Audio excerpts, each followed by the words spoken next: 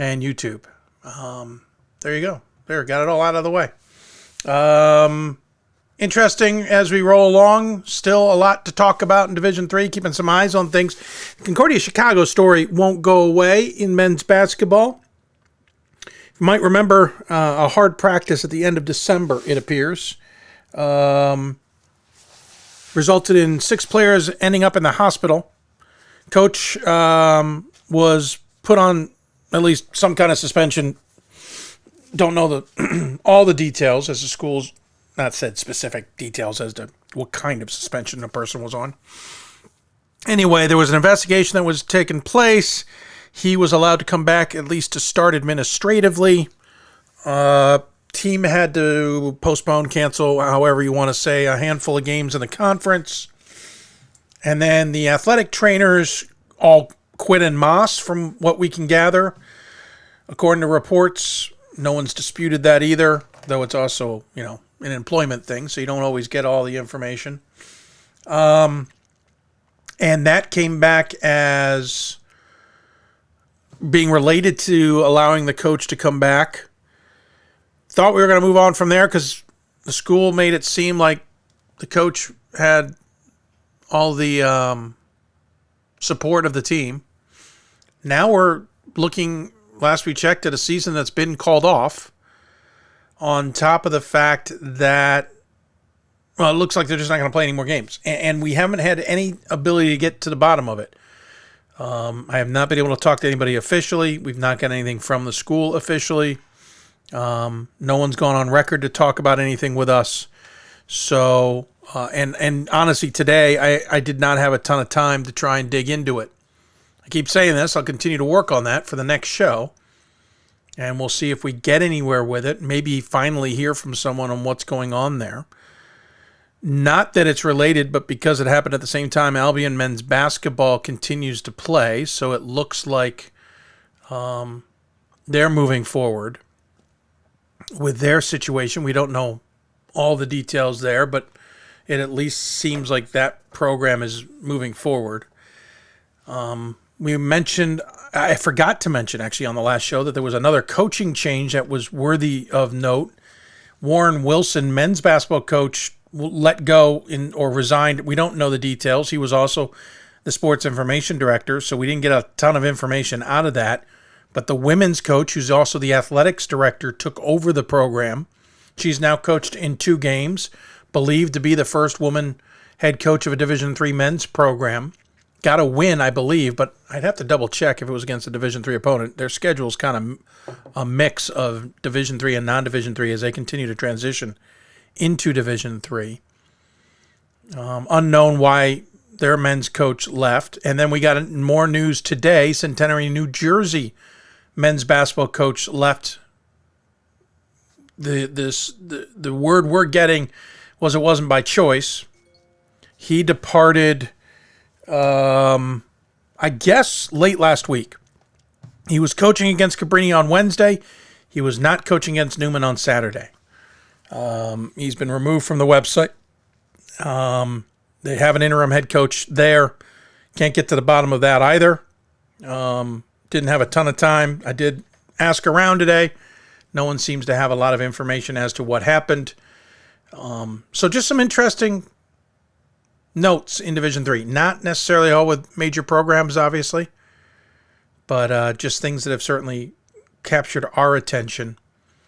And we'll continue to watch that. So that's 3 men's coaches, by the way, that have stepped or have been removed, stepped down, quit, fired, who knows.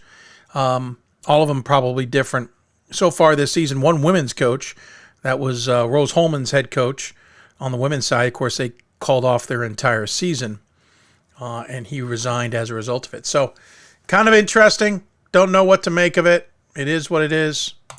And so here we are. For those of you joining on Facebook, sorry for the delay. Apparently, our stream didn't auto start like it normally does, but Facebook, we're now up and streaming now. So missed all that beginning news. We apologize for that, but welcome into the show nonetheless on Facebook. Great basketball this past week. Obviously, Keene State and Middlebury played a week ago. That was a tremendous game. I enjoyed watching Illinois Wesleyan and Wheaton, though while Wheaton escaped that one with a lucky call, in my opinion, at the end, did not seem that the foul at the very end at the buzzer was a foul. Honestly, I think that was grounds for a flop call, in my opinion. I don't think you go flying even if there was contact to the hands. But you know, it is what it is. You gotta play what the officials called. They called that a foul. Went up, banged 2 of the 3 free throws in. And by the way, Illinois Wesleyan had a brilliant attempt at the very end that nearly went. They threw a 90-foot laser of a pass to a guy wide open inside. And he's turning to look at the basket, and I thought he was going to put it up, and I thought it was going to count. They only had, 0.4 of a second, and I think he had enough time to do it. But the ball slipped through his fingers just as he was going up to shoot. Otherwise, I think Illinois Wesleyan was going to come out with a layup there and win the game. It was a bonkers finish. But hats off to Wheaton for escaping there. It's a good Illinois Wesleyan team. It's just taken a couple of tough losses and not top 25 considered. Williams Middlebury, pretty good game in itself as well. Middlebury, again, that's 2 huge games they played this week and came away with victories. Hats off to them. Women's side, staying in the NESCAC, GP Gromacki's Mammoth squad, for the first time under his guidance, have lost 3 games in the conference. It just can't make it up. Listen, we saw him in Vegas. I don't think that is nowhere close to a team I'm used to seeing out of Amherst. Still good, but certainly not world beaters. And I think GP was honest when I talked to him about the status of his team and where they would be and what he's trying to get accomplished with that program. I don't think in any way, shape, or form this is surprising him. He's got a very young team, a very short bench. So I'm not surprised they're struggling. But I'm also used to Amherst squads on the women's side figuring things out after a loss. And I don't think they have yet. So interesting developments there. And I'm not even touching 90% of the women's action. But it does pivot me to the fact that there are some great games tonight on the scoreboard, at least on the women's side. And they're in New England. We're going to have Tufson is taking on Smith. That game just tipped off. Trinity, the 17th ranked versus the 11th ranked Babson. That is late in the third. We'll keep an eye on that one. Babson with a 1-point lead. So we'll keep an eye on that finish. So just some good basketball all around tonight that we'll keep an eye on. Speaking of other things, speaking of the show, we should at least mention who's on it. Excuse me. The sign is not up, as you can see. We will get that up here later in the show for those of you watching. My number 1 Transylvania women's basketball coach, Juli Fulks, will join us on the program, talk about her team. We'll also talk to, brain just totally went sideways there while thinking about things. Give me a second. We're going to go out to Laverne, to the SCIAC conference. That's what I was trying to say. We'll talk women's basketball out there. I'm going to say his last name wrong, and I apologize. I want to double-check I have it right, so bear with me here. Here's the tweet I'm looking for. So Transylvania's Juli Fulks, Laverne's women's basketball coach, Jason Priutt. That's what I was trying to figure out. Then we'll switch gears, talk Montclair men's basketball with Justin Potts, and then we'll go to Middlebury, not talk to Jeff Brown, but we'll talk to Alex Sobel of the Panthers. And I'm just curious, we called the show Just Jumpers. A little quiz question for you any out there paying attention. Why is the letter J so important tonight? If you figure that out, you let me know. I don't think it's that hard to figure out, but I think it's interesting nonetheless. New Top 25 is out, especially on the men's side of things. Women's is not out just as of yet, but on the men's side, Week 8's Top 25 is out. St. Joseph's, no change to the top 3. As Randolph, Macon, and Mount Union encompass that. Christopher Newport is now into the 4th slot, moving up 5. Middlebury moves up 6 from 11 to 5 after their tremendous weekend. They're ahead of Keene State, who fell from 4 to 6. Normally, I'm not a huge proponent of a team like Keene losing spots, but you got to move Middlebury into the spot. Makes sense. Wheaton moved up 1, Carroll up 1, Swarthmore up 1, Williams fell 4. A little heavy-handed in my opinion, though. There's a good debate on Twitter, though I have not read all of it, regarding individuals wondering why Guilford is not ahead of Williams. I'm one who does not have Guilford ahead of Williams. Williams has 2 losses. I think they're playing well. They played well against Middlebury. Guilford has, 3 losses, right? If memory serves. Yep, 3 losses. They did have a 2-0 week against Roanoke and Virginia Wesleyan. I did move them up. I had them further down, but I think they're going to take more dings in the ODAC than Williams is. And really, in the grouping that those two sit, I could flop them 6 ways to Sunday. But anyway, that's my quick thought. We'll have the top 25 conversation with Akiva Poppers and Michael Rejniak coming up later in the program. Rochester's at 11. They fell 4 spots after losing to Brandeis. Johns Hopkins moved up a spot. WPI up a spot. Guilford up 3 to 14th. St. Thomas down 1. I think that's just a positioning thing more than anything. Emory up 2. I know I'm kind of in no man's land with Emory. They went 2-0 this weekend, while Rochester went 1-1 against the same opponents. Right? No. I'm sorry. No, I think I'm right there. I always get that back. I think I have that right. We'll double check it real quick. I think they played the same opponents. Oswego up 3 to 17. Calvin up 3 to 18. Claremont Mud Scripps down 4 to 19. I didn't treat them that harshly because it's a conference loss. I think to some degree you kind of get used to conference losses. And yes, I was right. Emory and Brandeis did, of course, play the same 2 opponents. They're the partners. I always go back to the old days when those weren't necessarily the partners. The 2 Carnegie and Case Western weren't together. They had a different setup a number of years ago. Lacrosse up to 3 to 20. Trine fell from 16 to 21. Mary Hardin Baylor moved up 2. Nazareth moved up 2. Oshkosh and Hampton Sydney into the top 25, while Case Western Reserve and Wash U dropped out. Women's top 25, again, has not been updated. So there you go. So, again, we'll have women's basketball with Juli Fulks from Transylvania. We'll talk to Jason Priutt, the head coach at Verne on the women's side. We'll talk to Justin Potts, head coach on the Montclair side. Then talk to Alex Sobel, the senior forward, not Jeff Brown, the head coach of Middlebury. That'll come up. And then Michael Rejniak and Akiva Poppers will join us for the top 25. So there you go. That's the men's side of, or how the show's scheduled to go tonight. You got questions for us? You know how to get a hold of us. Certainly look forward to hearing from all of you and what is going on. There's plenty to talk about in Division III. And we also should point out, real quick before we take a break, reminder, Thursday's show will be at 1 o'clock Eastern live. We'll be talking to both committee chairs. I suppose we're going to get more information from those committee, or at least the men's committee, sometime this week is what we've heard. But Sarah Quadracki, the chair of the men's committee, and Megan Wilson, the chair of the women's committee, will join us live on the show. In other words, if you have questions for those committee chair members, get them to us before the show airs on Thursday. We won't be able to take questions inside the show because I'll be a little bit too hyper-focused on the segment. We have big announcements in terms of programming coming up, so stay with us. But obviously, details about the marathon and other programs that we'll have on the in the next 5 weeks, because we are 5 weeks from Selection Monday, or Matchup Monday. So lots of programming announcements, so stay with us on Twitter and so much more. We also have a possible programming change coming up on February 20th, but we'll cross that bridge a little bit closer to that point. So there you go. Take a break. When we come back, we'll get it rolling on our interviews.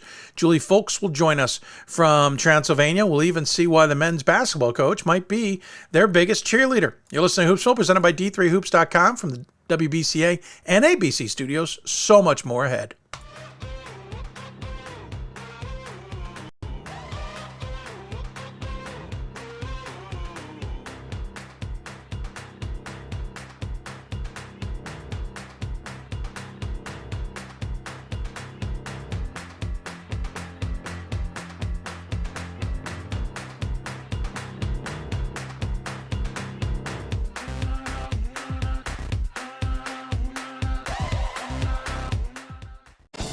These are your teams, your players, your community of fans.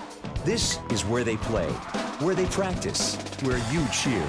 At every meet, every event, every game. Your community is passionate, dedicated, supportive. You know the tension of a close game and the thrill of the win. So while you're cheering, keep an eye out for anything out of the ordinary. If you see something suspicious, say something to local authorities. It starts right when you hit the court. You imagine your finest moment. The game-winning shot that gets you to the dance, a monster dunk or no-look pass, and cutting down the net. Sports lets us dream of our own success and prepare us for our finest moments on and off the court.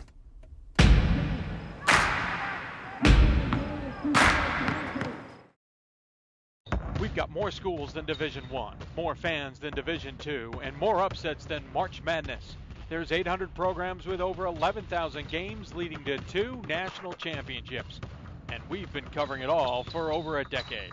From Eastern to Occidental, from Puget Sound to Piedmont, from Southwestern to the University of New England, and from Hope to Calvin. Nobody covers Division III basketball like we do. We're at d3hoops.com at www.d3hoops.com. It's on us to stop sexual assault. In any way that we can. To get a friend home safe. To never blame the victim. It's on us. To stand up. To make our community safe for all. It's on us. It's on us to look out for each other at parties. It's on us. To be more than just a bystander. To step up and say something. It's on us. All of us. To stop sexual assault. Learn how and take the pledge at itsonus.org.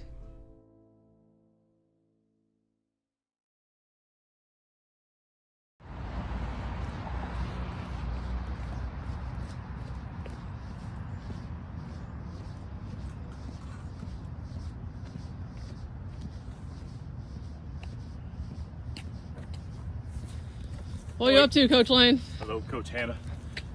What are you doing? It's game day, baby. It's game day. I gotta put some signs up. Transylvania women's basketball, 7 o'clock at the Beck Center. Look at that. It's beautiful. 7 o'clock. The number 2 ranked team in the nation. Don't know if you've looked lately, but the nation's big. 440 Division III schools. We're undefeated. We're 17, what are we? I think 16. 16-0. Last year we were 27-1. 27-1 last year. We're 17-0 this year. Transylvania women's basketball versus Hanover, 7 p.m. tonight at the Beck Center. The place is going to be rocking. You got to join us. Gotta love Brian Lane. He is the biggest promoter of anything. I mean, anything. He promotes anything. He had even a goofy video about the fact that the Division III golf championships are heading to Vegas in a few years. He has figured out at least the video side of things, and he tells me he grabbed an assistant on the women's team and said, "Come here." I have a feeling she had no idea what she was getting into. I don't know if she appreciated what she was getting into, but Brian Lane pimped the heck out of the women's basketball team on a game last week where he had nothing to do with it. He was just putting out signs.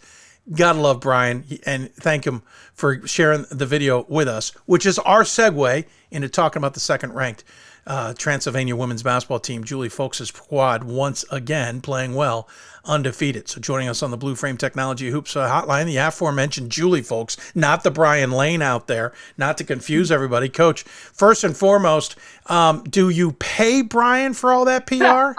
He is one of our best promoters. I should have him on the payroll for sure, but there are other things that we do to help Brian out with the scheduling, and so we have our different ways that we help each other. But he is a awesome partner in basketball, and we're really grateful to have him.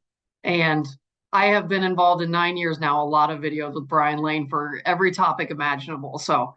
But he is the best. And thank you for having us on. We always appreciate getting a chance to come on and talk with you about our team.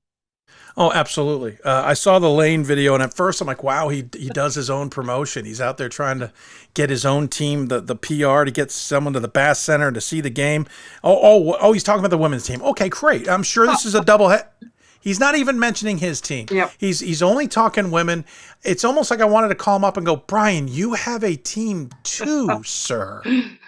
Well, we were the single game at home that night, so he is our best promoter, and he is a great ally for our team. So we are super appreciative of him.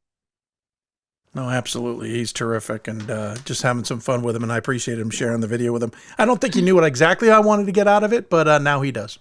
Yep, perfect. Okay. Coach, obviously, good team on your hands. It's been the case for a few years. Clearly, what you made an impact when you got there. It was building. It continued to improve. I don't know if you were hoping to get number one when there were a few losses by Hope and NYU and Trinity moved ahead of you, but at the same time, what's it like to just know you've got a program that most voters consider a top 5 program? Well, I think it's always an honor to be at the top, and a good reflection of not only what they've accomplished this year, but the last few years. As we both know, it takes a little while to kind of build up to that. And we've done it different ways. I will say, I think this is probably the first time ever anybody would say they're now there because they're a defensive team. I think that even caught us off guard last year a little bit, that became the true part. But, from all of the years of doing this, we know how much that defensive part matters, and it mattered last year in the NCAA tournament.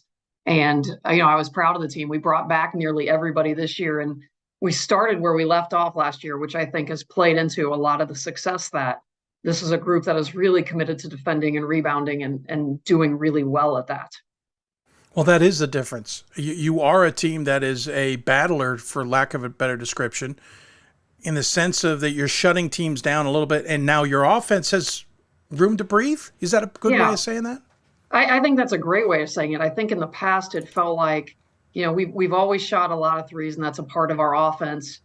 But there was definitely this part of, man, if we're not shooting it well, are we going to be able to score enough points? And that has now flipped to, okay, we have a pretty good idea of what our defense is going to be able to do. And so, on those nights that we haven't shot it well, we've been able to pick up enough points rebounding and some of the things we've always done. But there's much more of a cushion. I think right now we're at 46 points per game. That's a pretty good cushion for the offense. And to score well. And but that said, last year when we played Trine, we didn't play well offensively, and the defense did great, and we needed to do a better job on that end. So we are committed to having both sides be better. Well, it's certainly a big difference. 46 points a game just wasn't in the conversation a few years back. When you look, though, at what you have as a conference, it doesn't seem to be presenting the challenge that maybe you all need as you get ready for March. So how do you as a team obviously not overlook the conference? Yeah, because anybody can trip absolutely not. Right. But at the same time, prepare yourselves for what you described, the Trine games and all those others that are coming down the road. Yeah. I think, the conference has had several different parts that I think have been really challenging for us. We have a lot of really good shooters in the conference, and 3 teams that are shooting the ball really well. And so, it's not much of a secret anymore. We're playing a lot of zone, and that, some teams have done a really good job stretching the zone and making us have to choose. And I think, in some ways, maybe that's what the conference helps us do the most. It is teams that have seen us a lot. And so they're presenting some different strategies of things that we haven't seen. And so each game we've gone in, we've seen a couple different looks. We played at Mount St. Joe 2 weeks ago, and they had a different look that we hadn't seen. And that took us, the first half to kind of adjust. And so we've seen some of that, which I think has been really helpful, because now, 2 years into it, people understand what we do on offense and understand what we do on defense. And some of the beauty of going into the NCAA tournament last year was, people that hadn't seen what we've done and didn't know it kind of inside now on offense and defense. And in some ways that gave us a little bit more flexibility to run some of the things that, the conference opponents do and do a good job taking away. And so, I think it's been helpful on both sides where, when we go and play Hanover last week and they were undefeated in conference play, we knew they understood how to challenge us. And I thought they did a great job keeping us off the boards and, keeping us off the free throw line. And some of those things that they were really committed to. And so I think it plays out differently. But on the flip side, we are trying to be really aggressive in practice right now and making sure that we're trying to simulate and add some pressure to different things that maybe we aren't seeing right now. Yeah, I was going to bring up the Hanover game. Obviously, they're the ones in second, or it should be obvious to me, maybe not to others. But you had a twist with the conference schedule. Rose-Hulman, you guys played earlier in the season, and then they called the season off not long after that game, actually. Not that I'm blaming you. Yeah, we were their last game, and and it was yours. Okay. Yeah, yeah. And as a women's college, basketball coach, that was obviously really disheartening. You never want to see a program, especially for where they have been. And, just 3-4 short years ago, they're, top 25 and unbelievable opponent. And they still have quite a bit of talent there. So, that was disheartening. I felt bad for their team. That last game of the year was very emotional. Honestly, it was emotional for our team too, to have to watch, another team not get to play out their season.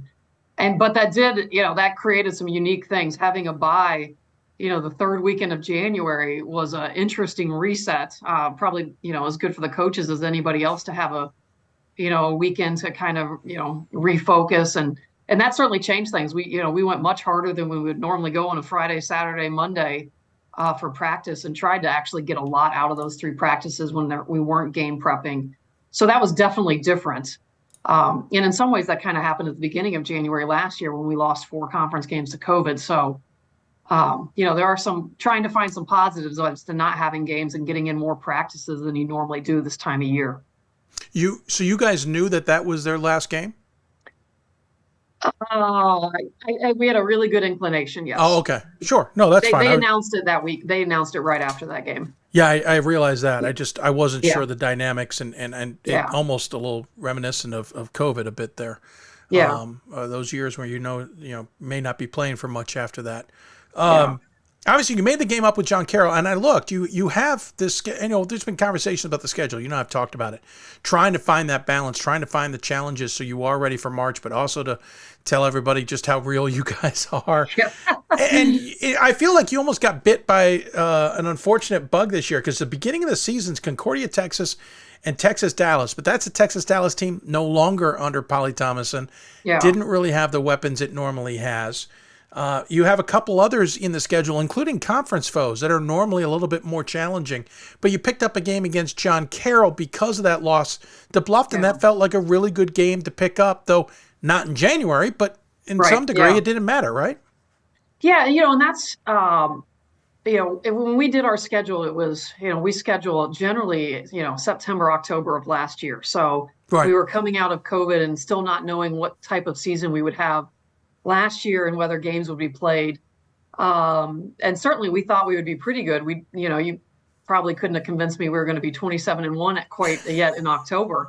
And so moving forward, there are some parts of the schedule, and as you know, in Division III, we're scheduling way out, and there are a lot of budgetary parts that go into it. And every year we've been very fortunate. We've been able to fly most years and try to go pick up those top games. And when we scheduled those, Polly was there, and I called Polly and said, hey, we've never been to Texas. They want to come to Texas. We try to let our seniors pick every year where they're going to go. And so, and so there's just parts of that. Obviously, if we could have advanced our schedule this year, we would have been really happy to do that. Sure. But with that said, Wisconsin Lutheran, you couldn't have guessed that they were going to lose one of their top players out for the season with an injury and some other things. So, those parts played out how they did. And, we just keep trying to do the best we can with the schedule that we have. And the John Carroll game, that comes back to also having just an absolutely, outstanding athletic director that we traded a home game for a long road trip with, a bus for a couple days and a couple nights hotel. And that came with some financial challenges. And really grateful that we found a way to do that on top of, it's not as simple as just getting a game. It's, finding somebody we can play. And we knew we were going to have to travel if we were going to pick up a game, and being able to do that, that came down to having also just a great athletic director. Certainly everybody being on board makes a big difference. I know you and I were chatting behind the scenes, and just about the time I was getting ready to fire off an email like, I think this might be available. You're like, hey, guess what? And I was thrilled it came together that quickly. Well, and I appreciate your help, because I was like, well, I sent you an email because I'm like, well, you'll at least know if there's somebody that we can play. And, and it's always good to pick up OAC games. I mean, they're just obviously, incredibly challenging league. Didn't realize there were a few other teams that popped up, because my semi-segue to the fact that there's the D3Hoops.com Classic was we lost a couple of women's teams who couldn't make it out there. But speaking of which, Brian's been out there to Vegas. I'm just saying, you two get together, figure this out, send both teams out there. We'd love to have you. Yeah, no, that would be an absolutely awesome trip. So just saying. Just something to work it's on. right. It is right there. I have not forgotten. Don't worry, I'll keep reminding you. Yeah. Hey, let's I pivot. appreciate that you guys do that. I think it's a great, great way to get women's hoops on the, with the men every year on board and get some of the top teams there. Yeah, we certainly love it. Obviously, we're a little bit biased. Yeah. Let's pivot and talk about your team before I let you go, because what's interesting about this squad is it is obviously senior laden, not a surprise, as we're still dealing with the ramifications of the COVID year. But what's really interesting to me is usually you start seeing some underclassmen kind of up in the top 4 scorers. And I know it's not all about that number, but the top 4 scorers are all seniors. And then we finally see a junior and other underclassmen kind of present themselves there. And that's just a different dynamic. Sometimes those younger underclassmen are able to step in. This senior group is that good. This senior group is really talented. And we've been really fortunate to have them and build, and to be fair, like they also had to kind of buy their time, their freshman and sophomore years, as they were playing behind, another core group that was really good. Yeah. I think they've done a really good job building for 2 years. And in some ways, because of who came before them, they certainly had to kind of wait their time too. Sure. But they are the core of what we've done the last 2 years. Sydney, our current starter, she stepped in for our other junior who had a knee injury. So they've both kind of dealt with knee injuries, but Sydney missed the entire year last year out with a knee injury. I think we tried to get her back for a little bit and it just didn't work. And so, that was part of the challenge with the class below, is they had some injuries. And our sophomores, we have a few. Last year, it felt like we were going into we were in the NCAA tournament with the 4 juniors and our 2 seniors and then playing freshmen. And so, the freshmen had moved forward to sophomores. And I think that's probably the biggest difference between last year and this year right now is, we are getting more pull from our underclassmen. And while they're not getting quite as much as the scoring responsibility, they're able to score in different ways. And that has been the challenge. Sydney has been shooting the heck out of the ball as our 5th starter. And so that makes double teaming any of the 4 seniors really, really hard. And that's the pressure we try to put on everybody every game is, you figure out where you want to help from, and we're going to try to figure out how to exploit that. And the seniors have given us that flexibility. It's 2 guards and 2 post players. And so if you're trying to double down, it gives the guards a lot of space. And if you're trying to play everybody one-on-one, it gives the guards a lot of space. And they're really, their biggest strength is their willingness to share the ball. It's truly a team that does not care who gets the credit as long as they win. And that has been their strength for 2 years. They like to find ways to win, and they don't care what that way is. Definitely a damned if you do, damned if you don't type scenario, which makes you guys a threat. I was going to kind of turn out of that. You had that youth, per se, the lack of a senior class last year in that tournament, and you now pivot towards not focusing on the tournament, but we're at the back end of the season now. We're looking at regional rankings. We're going to be looking at conference playoffs and trying to position oneself. How much is that last year's experience going to help you with this year's hopeful run, or to some degree is it in the rearview mirror and gone? I think it's both. The first time you do anything is hard, and so, playing in the Sweet 16, playing in the Elite 8, those are really different experiences that come with all sorts of really fun and, great things. But on the flip side, there is the unknown of, I remember last year talking to one of our now seniors and, kind of felt that pressure of really not knowing, hey, where do we stack up nationally?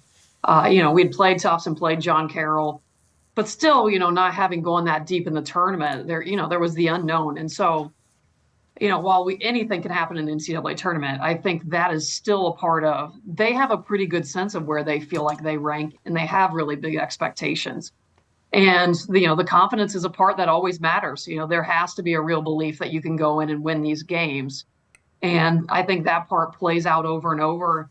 And I've seen it play out plenty of times where, how that belief affects things in the last 5 minutes of the 4th quarter really matters. And we have a team that expects to find a way to win, and that usually plays out that they find a way to win. But their memories also serve them of, during the COVID year, we went through some conference losses that, they remember what that's like. And last year we had 2 conference games that came down to the wire on the road and 1 in overtime. So while they are really confident in their abilities, they also are really grounded in the reality of any kind of night. Things can go, go sideways, and you just got to find a way to grit through whatever is going wrong and still be on top at the end. Makes total sense. And obviously it's also what you hope will happen, and then you need to see it come together. Yes. But again, 7-point loss to a really darn good Trine squad in that round, knocking on the doorstep of Final Four. That's a huge step forward for a program, and I tip my hat. I know you guys certainly proved a lot of, I don't want to say naysayers, but I think those who just had questions, you helped answer those questions, and now you're back, and that's why you're sitting at number 2 in the top 25, and certainly respected for that. So congratulations on what you've been able to do. Again, let's maybe give Brian a little bit of a tidbit or a little cash on the side. I don't know, something. Yeah, we'll keep finding ways to help the men's staff out. And honestly, I mean, they've played absolutely great at home. They had some early season injuries that they had to work through, and they're getting things turned and rolling again. So it'll be fun to watch them play down the stretch. Speaking of which, do I have this right? I think you sent it to me earlier, and I just drew a blank. But home, Bass Center, not too shabby on the women's side, though it's a tornado hiding spot for me due to my visits. But you have not lost at home since 2017. We've only conference games. We haven't lost a conference games. That's December of 2017. So that's ridiculous. It's a long record at this point. And I don't think even really hit us until the beginning of last year when we were trying to kind of go back and find something. We're like, oh, wow, it's been a while. But our graduating seniors last year never lost a home conference game. So, which, it's crazy to think about now that we are over 5 years and building. And they take a lot of pride in playing at home, and that matters to them, that they keep the streak alive. Yeah, well, impressive, and you've got a streak going now. That's certainly impressive as well. Just one loss in the last 2 seasons. Not too shabby, to say the least. Coach, I appreciate the time. Thanks so much. As always, we give the guests the final word. Any final thoughts you want to share with those who may be tuned in? Well, it's always a thank you for you. Everything you do for, Division III hoops and all the sports, really.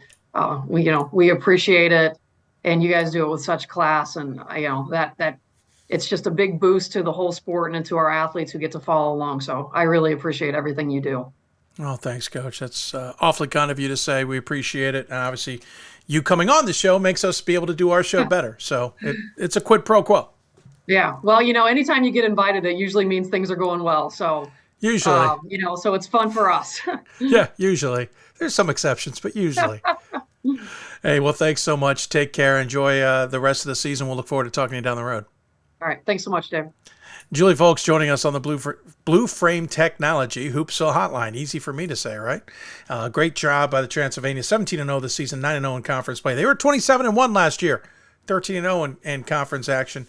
They've only lost 2 conference games dating back to the 2018-2019 season. Pretty impressive. We'll take a break. We'll head all the way out to the West Coast, talk about a team maybe no one's talking about. The Laverne women's basketball team having a really good season. We'll talk about them coming up. You're listening to Hoopsville, presented by D3Hoops.com from the WBCA and ABC studios.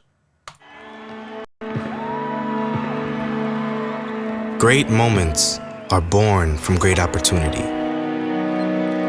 That's what you have here tonight. That's what you've earned here tonight.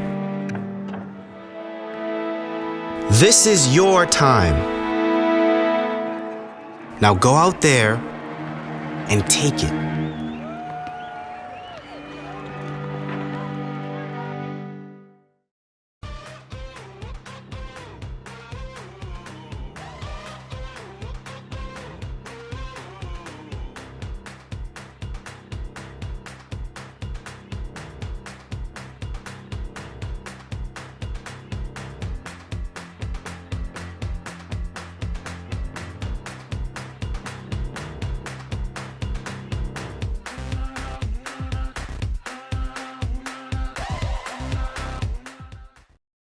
It's on us to stop sexual assault. In any way that we can.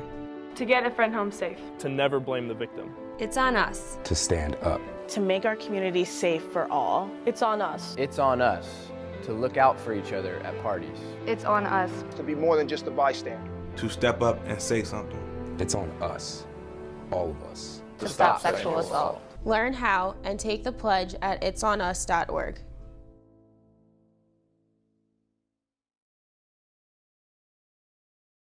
There are over 480,000 college athletes. Only 2% would go pro. That means over 470,000 will not get a shoe contract. No autographs. No private jets. No fan clubs. No Hall of Fame inductions. Instead, they will walk away with something much more valuable.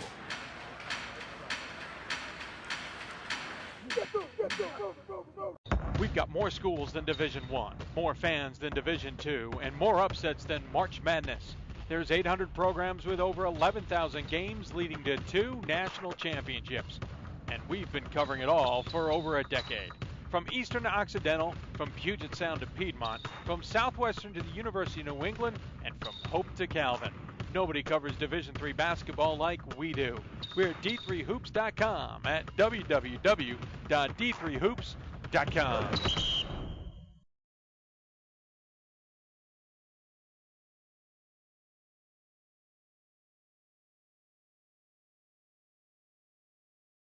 Didn't have my ducks in a row there. Apologies. Hope everybody is well and listen to Hoopsville here and enjoying the program. If you've got questions for us, tweet us at D3Hoopsville or hashtag Hoopsville. You can email us, hoopsville at d3sports.com. You can also join us on Facebook and YouTube where we're simulcasting the show. Facebook is facebook.com/Hoopsville. YouTube is youtube.com/D3Hoopsville. Daniel Walker says, guess I'll need to watch some Transylvania games this week. Thanks for what you do in D3 Hoops. Have to leave connectivity issues. Well, Dan, thanks for taking the time to watch. Really appreciate that. Speaking of great night of basketball, we mentioned it earlier. Trinity and Babson are finished, and Trinity, Connecticut is now 17-1 on the season. They came back to beat Babson 65-61. They had a bonkers, I'm saying bonkers a lot tonight. They had a really good second half. It really was a tale of two halves. Babson had a 22-12 lead at the end of the first quarter, and they were leading at halftime 34-26. But Trinity outscored them 18-11 in the third and 21-16 in the fourth to win by 4. So great comeback by Trinity. Both teams shot 40% from the floor. Babson was 8 of 11 from beyond the arc. Both teams shot well from the free throw line, so a really good game there. But that's a big win for the Trinity women's team. Women's basketball continues to get better, and that's pretty awesome to see. Making a pivot, we're going to go out to the West Coast, talk Laverne. One thing that caught my attention, in part thanks to their sports information director, of course, was the fact that they promote the fact that when the student athlete comes to this women's basketball program, I'll be blunt, winning isn't everything. And let's be honest, for most of Division III schools, it isn't everything. There's a lot of other goals in place, including making sure those players get degrees and are able to do something with their education. This is something they promote, and something I thought worth bringing to your attention before we talk to Coach.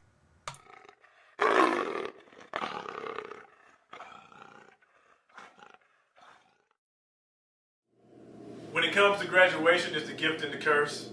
We graduate so many kids that we're constantly rebuilding our roster. You know, it kind of get old sometimes, but then you get that new excitement because you're getting an entire new group of student athletes to come in here and flourish it while they came to Division III is the academic side of it. So I think over the last 3-4 years, over 35 kids we have lost, but every year we got 10 or 11 more coming in. From the time we find out they're coming to the University of Laverne, we sit down with them. We map out a plan for them. We put them on the track to graduate. Freshmen, if they come in here and they do what they're supposed to do, they can get out in 3 to 3.5 years.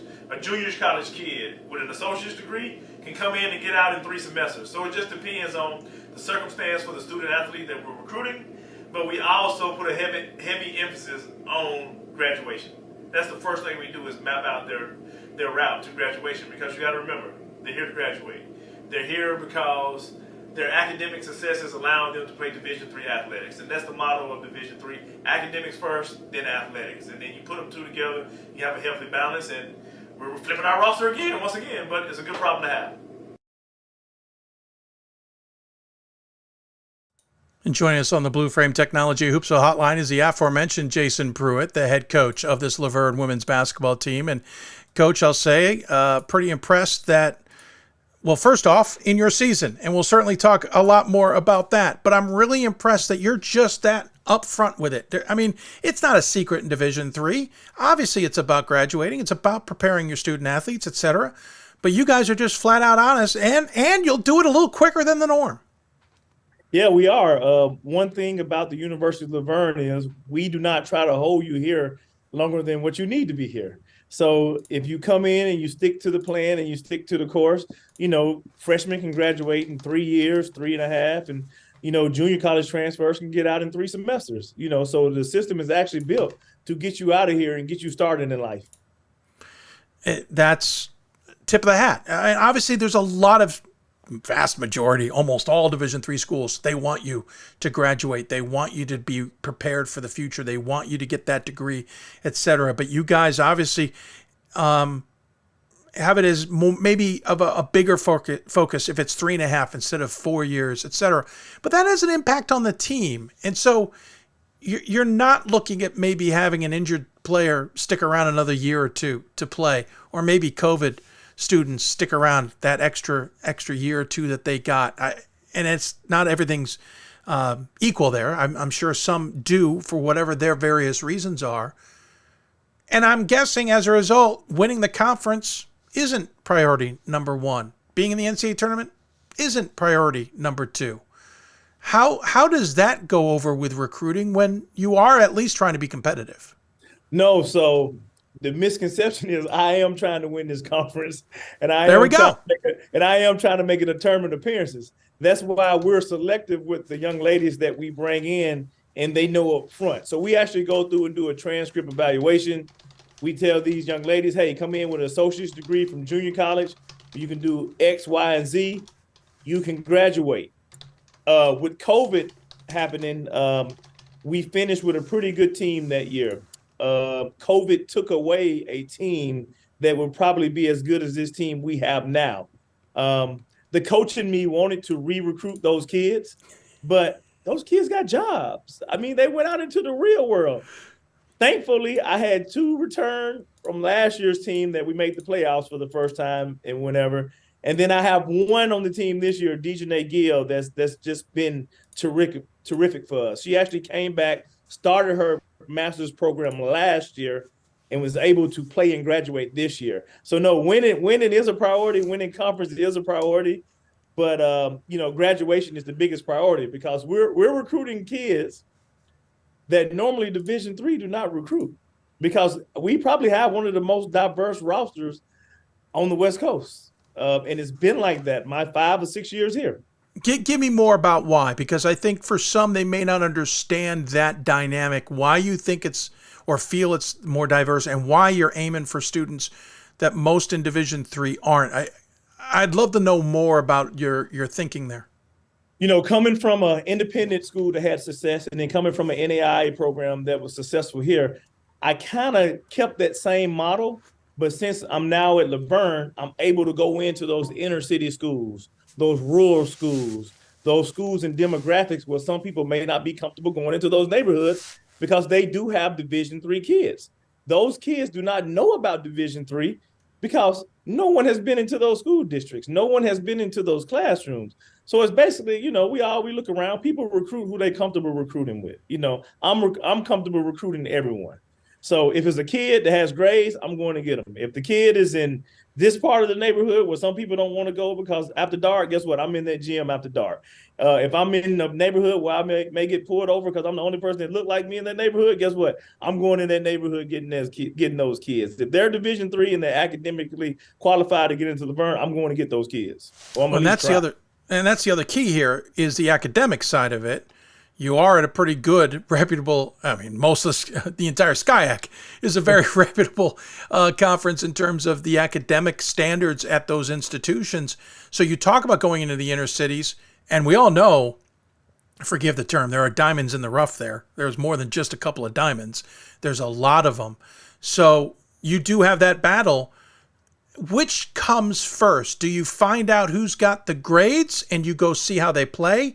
or do you see how they play and then go figure out their grades? It's either or. I have been in California for 12 years now. So like I said, I started independent NAIA. So I have a good core of coaches that know of the type of kids that we have always recruited. So as the academics got better at the institutions I went, now those coaches are flooding me with those kids that they know they can get into Laverne. So it was a win-win for both. We'll take a look at anyone. We do have a developmental team. A lot of coaches use it against me in our conference. Oh, don't go to Laverne. You're going to end up on the developmental team. We don't recruit anyone for the developmental team. You play where your talent puts you at. You make that decision when you get here. We don't say, hey, you coming here to play here. Your play decides that. But we've been able to use that as a tool to grow our kids. This year we played 14 junior college games. And I have noticed other teams on the West Coast are now doing developmental teams, getting those JV teams in. A couple of years ago, we had a team from Minnesota come out and play, and they flew their whole JV team out to play our JV team. So I just think it's a Midwest trend or East Coast trend that's just now coming to the West Coast because, like, I'm originally from Alabama and spent a lot of time in the Midwest, Cincinnati and Indianapolis. And I noticed all of those NAIs and D3 all had JVs.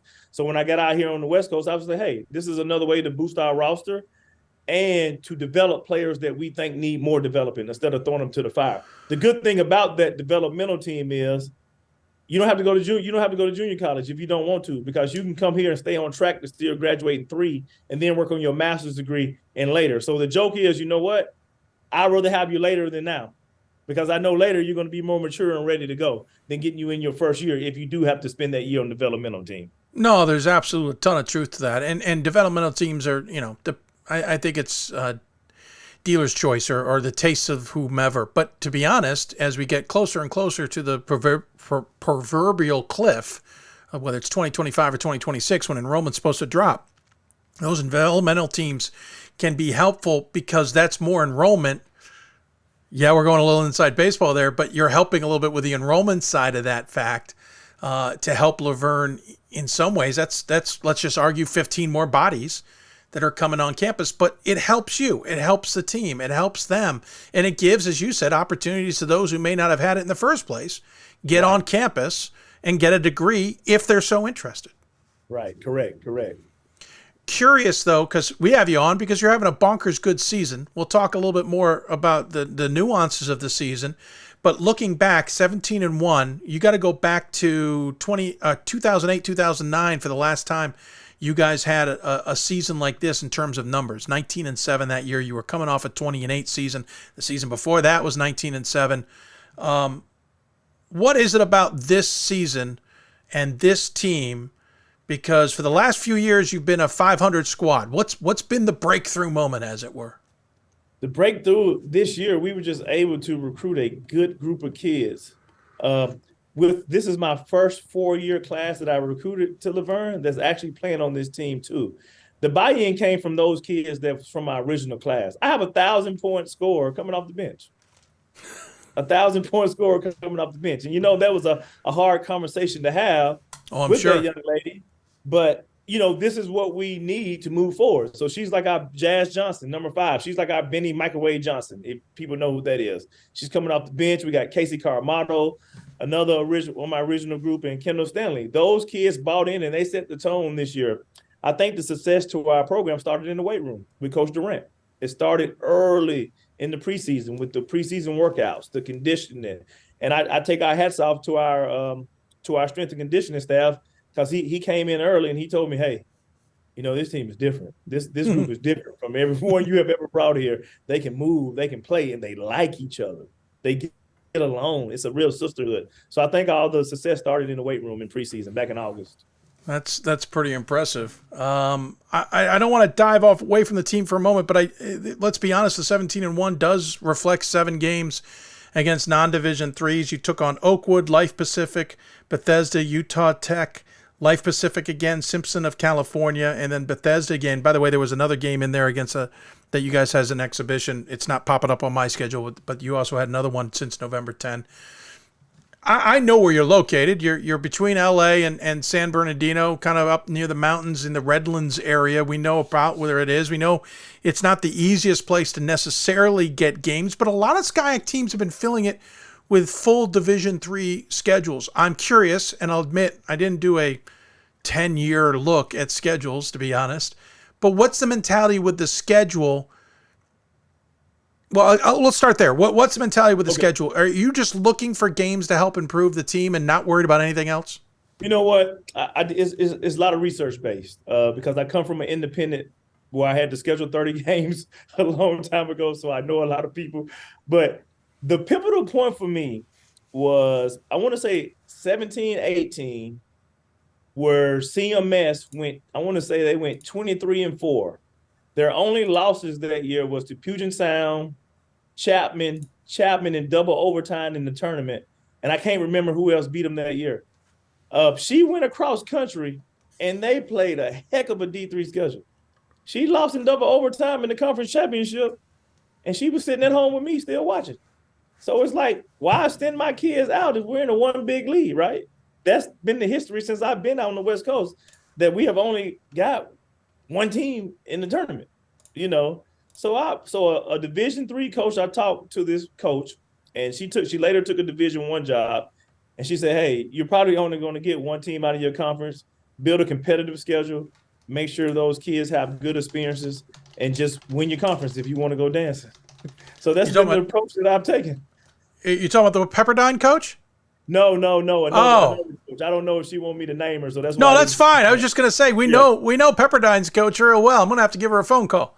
No, she wasn't the one, but another coach that took a D3 coach, took a D1 job, told me, hey, just, I've been here for a long time. Put a competitive schedule together for your kids. Make sure they have a good experience. And if you want to go dance and win your conference. No, there's absolutely some truth. Go win the conference. I absolutely agree with you on that. Certainly no knock. I know the schedule you're talking about. George Fox was on that schedule. Pacific was on that. Dallas. Unfortunately, there were some good squads on that squad, and then there were some that were just clunkers. And that was a weird year, I'll admit. That was a weird year. No, there's absolutely a statement of go out and win the conference. And absolutely that needs to be done first and foremost. The rest is, it's tough to be SCIAC. I get that.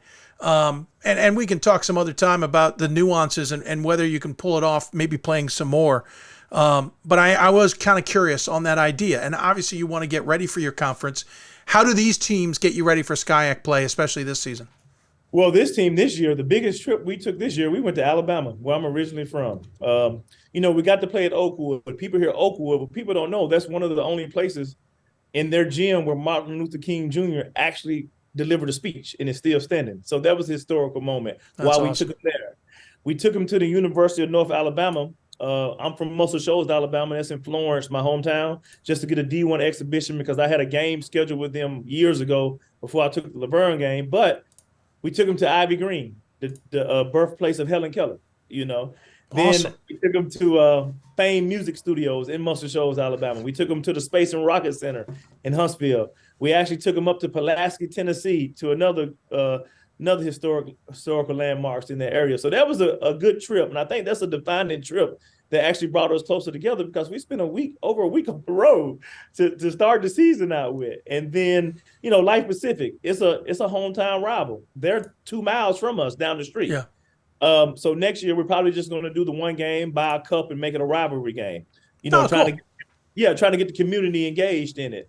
Bethesda, that's where I got my coaching career at. So I had signed a contract with the previous coach who's no longer there. So I just honored the contract with them. So, Utah Tech, that goes back from my NAIA days when, I was playing JD when he was at Utah Valley, Weber State. We were making that swing. It's a money game. We use those 2 Division I games for fundraising for purposes. So we're able to have a team come out and pay for them some rooms and stuff. So, every game has a rhyme or reason to it, so people from the outside don't see it, but we strategically go down there. And then plus, we didn't know how we was going to look this year. This is an entire new team. The last thing I want to do is have an Amherst or someone come out and beat my brains in, and then you wouldn't be inviting me on the show early. I don't know. Amherst might have been the perfect pick this year. They're right for the picking this year. But you got to remember, too, I'm the least. No one wants to play me when they come out. They want to play the Claremonts. They want to play the Pomonas. They want to play the Chapmans because of the hysterical, in the history of our conference. So I'm usually last fiddle when someone wants to come out anyway. I'm pretty sure it's a change. I got a couple of emails now, but we'll see. I was going to say, that's evolving now, and it's pivoting a little bit, especially if you're able to keep up this. Quickly, before I talk about the team, and I'm running behind, so I don't want to rush this because this has been a great conversation, but what drew you to Laverne? Oh, man. A lot of people don't know. My first year in California, I was in this conference on the men's side at Caltech. So I was a Division III. It wasn't just some random guy they picked to come. I come from Division III school. So that was my throw the dart. It's Jason Priutt. Yeah. But the Verne, it was the sense of community, the sense of pride. I took this job 2 weeks before classes started. So I knew that first year was going to be tough. I even had some alum ask me, we were wondering what sucker was going to take this job this late in the process. But it's just so much opportunity. Before I got here, I think they had only won 5 games, maybe, or 3 the year before I got here. I think you're right. Yeah. So, hey, the only way to go is up, right? That's the best job in the world to take, is where you can go up. So, I just fell in love with the community, the athletic community, the president, the provost. They all support athletics here. This is one place that truly support athletics. You have 4 players in double figures, so one of them has played a third. I'm looking at the wrong stats. Hold on a second. Somehow I jumped in the wrong stats there. Man, what 4 of those? I'm like, I don't know. I was going to say something doesn't look right with how I remember doing my prep work. Hold on a second. Apparently I clicked on the wrong link. We'll reset. There we go. That looks a lot better. I still have 4 players in double figures. Okay. You start with Tiara Brown, 15 points a game. Marissa Howell, 13.5, really 14 points a game. Dejani Gill? Dejanay. I thought I said that wrong. Yeah, 11 points a game and 10 points for Jaslyn Johnson. Those are the 2 grad students on this team, and a junior leading the way with a sophomore in the mix. Give us a little sense of that group and the rest of the team and how it all clicks. Oh, I love that group, because out of that group, Angie Gonzalez is a sophomore in the classroom. Marissa Howell is a sophomore in the classroom. Kiara Brown is a sophomore, and Dawson is a sophomore. That's my core group that will return next year. We're losing Dejanay. We're losing Jazz. I'm trying to talk Carmato into coming back and doing grad school. I'm trying to talk Kendall Stanley into coming back and doing grad school. We one of our top recruits, she tore her ACL in the first game this year. Jennifer Morella. She was 5th in the state of scoring for junior college in California. Wow. So we're playing without her. And I just think this group just gels together. When you have those kids like Jazz Johnson, Casey Carmato, Kendall Stanley, that's been here 4 or 5 years plus a COVID year, the expectation is already set. So everyone had to come in and follow suit, especially when you got a Dejanay, a Chasey Santos that came back for her 5th or 6th year coming back. That first group of recruits have set this tone for this program, and that's what you always wish and hope that you can get in a recruiting class. And I've been so thankful that they put up with me for these 4 or 5 years in return for those grad school years, because sometimes it's hard, man. But we're here sticking together. It's impressive to say the least. Let's talk about the conference. You got a game lead on Redlands, who's 13-4 overall, 8-1 in conference play, in 2 games on CMS, who's 7-2 in conference play, 11-5 overall. Then there's a bit of a gap to the rest. Cal Lutheran, Chapman, Caltech, and Pomona Pitzer, along with Occidental and then Whittier, rounding out the group. And obviously, you're going to be playing them, all of them, the rest of the way, including Caltech to start, but then Claremont, Mudd Scripps, Chapman, etc. You'll finish up with a Redlands game, which has obviously been circled by many. What's the goal at this point? What's the message to the team? How do you approach the rest of the season, starting with the Caltech game coming up? Hey, we go one game at a time. We can lose any game, any night. We don't even look ahead. It's literally one game at a time. In the years past, we would circle this as a win, circle this as a loss. We don't even go that far anymore. It's one game at a time. So the only game that matters is Wednesday at Caltech, and that's always a tough place to play when you get into there. The one thing I think about is our conference is really tough. Mm-hmm. I do think that if you take this SCIAC conference and you drop it in the Midwest or over that farther side, I think we're just as competitive as any other conference, top to bottom. No, certainly. No one, I think, disagrees with that. I think it's just hard sometimes to gauge. It's just hard, right. Yep. It's tough sometimes even to gauge the schools in my backyard. Right, it is, because we're literally beating each other up every weekend now. Because I got, like you said, I got CMS coming in here. I had to go to Redlands to finish the season, and it's just, and there's no room for separation so far. So I know you all beat yourself up, but can this team win the conference? I think we have the pieces to win the conference. I think if we stay healthy and we stay focused, we have a good opportunity to win. But, I thought I could win the conference 3 years ago when the second lead scorer in the nation broke her hand and missed half of the season. That's now my assistant coach. So you never know. Like when I was at UAV, I thought I could win the conference there, and we lost the last 3 straight, dropped out of the top 25, and I was at home watching. So I just never want to say with basketball, because one ankle, one knee, then there you go. No, I appreciate it. Hey, real quick, can you tell everybody about the jacket? Because I love the jacket, but it's got a little bit more to it than that. Oh, so these jackets. So at every institution, 3 colleges where I've coached, I get our senior class every year a Letterman jacket. So when you leave out of a Coach Priutt and staff program and you played your year and you graduated from the program, we buy you a Letterman jacket. I have had some kids say, "Hey, Coach, I'm just coming back so I can get the jacket," but it's something that is a staple. And what makes it really special is when they come back to the games, they all wear their jackets. That's cool. It's a sense of pride. Hey, listen, I know a lot of teams give a lot of great gifts to their seniors. There's sometimes wonderful pictures, or they'll give them their jersey, which I think is also really cool. That might be now my favorite, the Letterman jacket. The only trick for some of us is fitting back into one of those suckers at a later time. I think there's a 3X or 4X I got right here. Trust me, that wasn't easy. You and I are on the same wavelength. Hey, Coach, really appreciate the time. We have a tradition on the show. We always give the guests the final word. Any final thoughts you'd like to share with those tuned in? Yeah, I just want to thank everyone for having the University of Verne, being able to showcase our program on this show. You always got to give the man up above thanks, because without God, nothing is possible. We just pray for health, wealth, and we pray for these kids staying injury-free as they make it through the season. So we just want to thank God and thank you for having us on, and the best of luck to you moving forward. Well, thank you. Not to diminish what you said, because I certainly can respect and appreciate it, but I don't think we've ever been in the same sentence or paragraph with the man above. I'm just saying that's a new one on the show out of 20 years. I appreciate it very much so, but I am definitely taking a step away. Hey, Coach, good luck the rest of the way. Congratulations on a tremendous season. We look forward to hopefully be talking about you in 5 weeks' time, maybe talking about the NCAA tournament. That'd be fun. I know I'd love to have that opportunity on NCAA.com. In the meantime, at least enjoy it. It's been fun to watch from afar. Thanks for having me. Absolutely. Jason Priutt joining us on the Blue Frame Technology Hoopsville hotline. Appreciate him taking the time to do so. Running late, but that was an awesome conversation. Great to get the insight on the Leopards. We'll take a break. We'll switch gears, talk men's basketball with Montclair State. You're listening to Hoopsville, presented by D3Hoops.com from the NABC WBCA studios. There is so much more ahead. Just stay with us. Coach of the Year, Administrator of the Year, All-America Team, Wade Trophy. The WBCA doesn't just honor coaches, but players, administrators, and much more.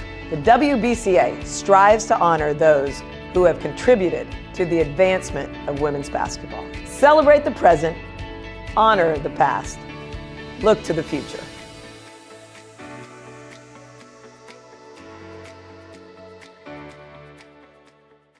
For the love of the game, but for those of us who are Division III student athletes, it's more than that, a lot more. Sure, the game is important. But as we work so hard to build both mind and body, it's more about team.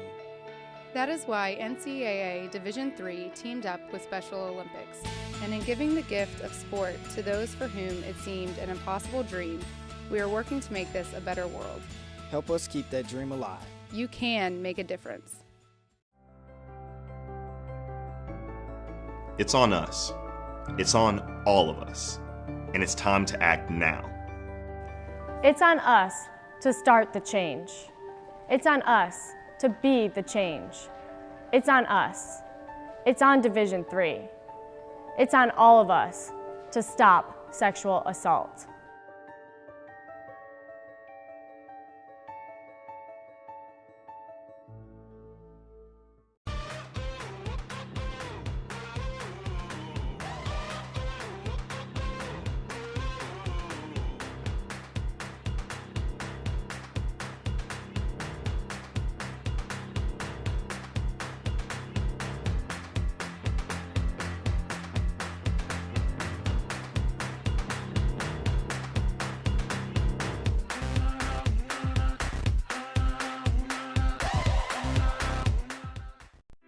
I learned a lot of valuable lessons playing college football. I never thought about the health benefits of exercise until I actually started to talk to coaches in college. It's not only just for performance, it's for life. My coaches instilled the importance of well-being, not only building up strength, mental health, getting enough sleep, eating properly is all what it is to be healthy. I decided that I want to go into personal trainer and share my knowledge that I obtained in college about physical and mental well-being.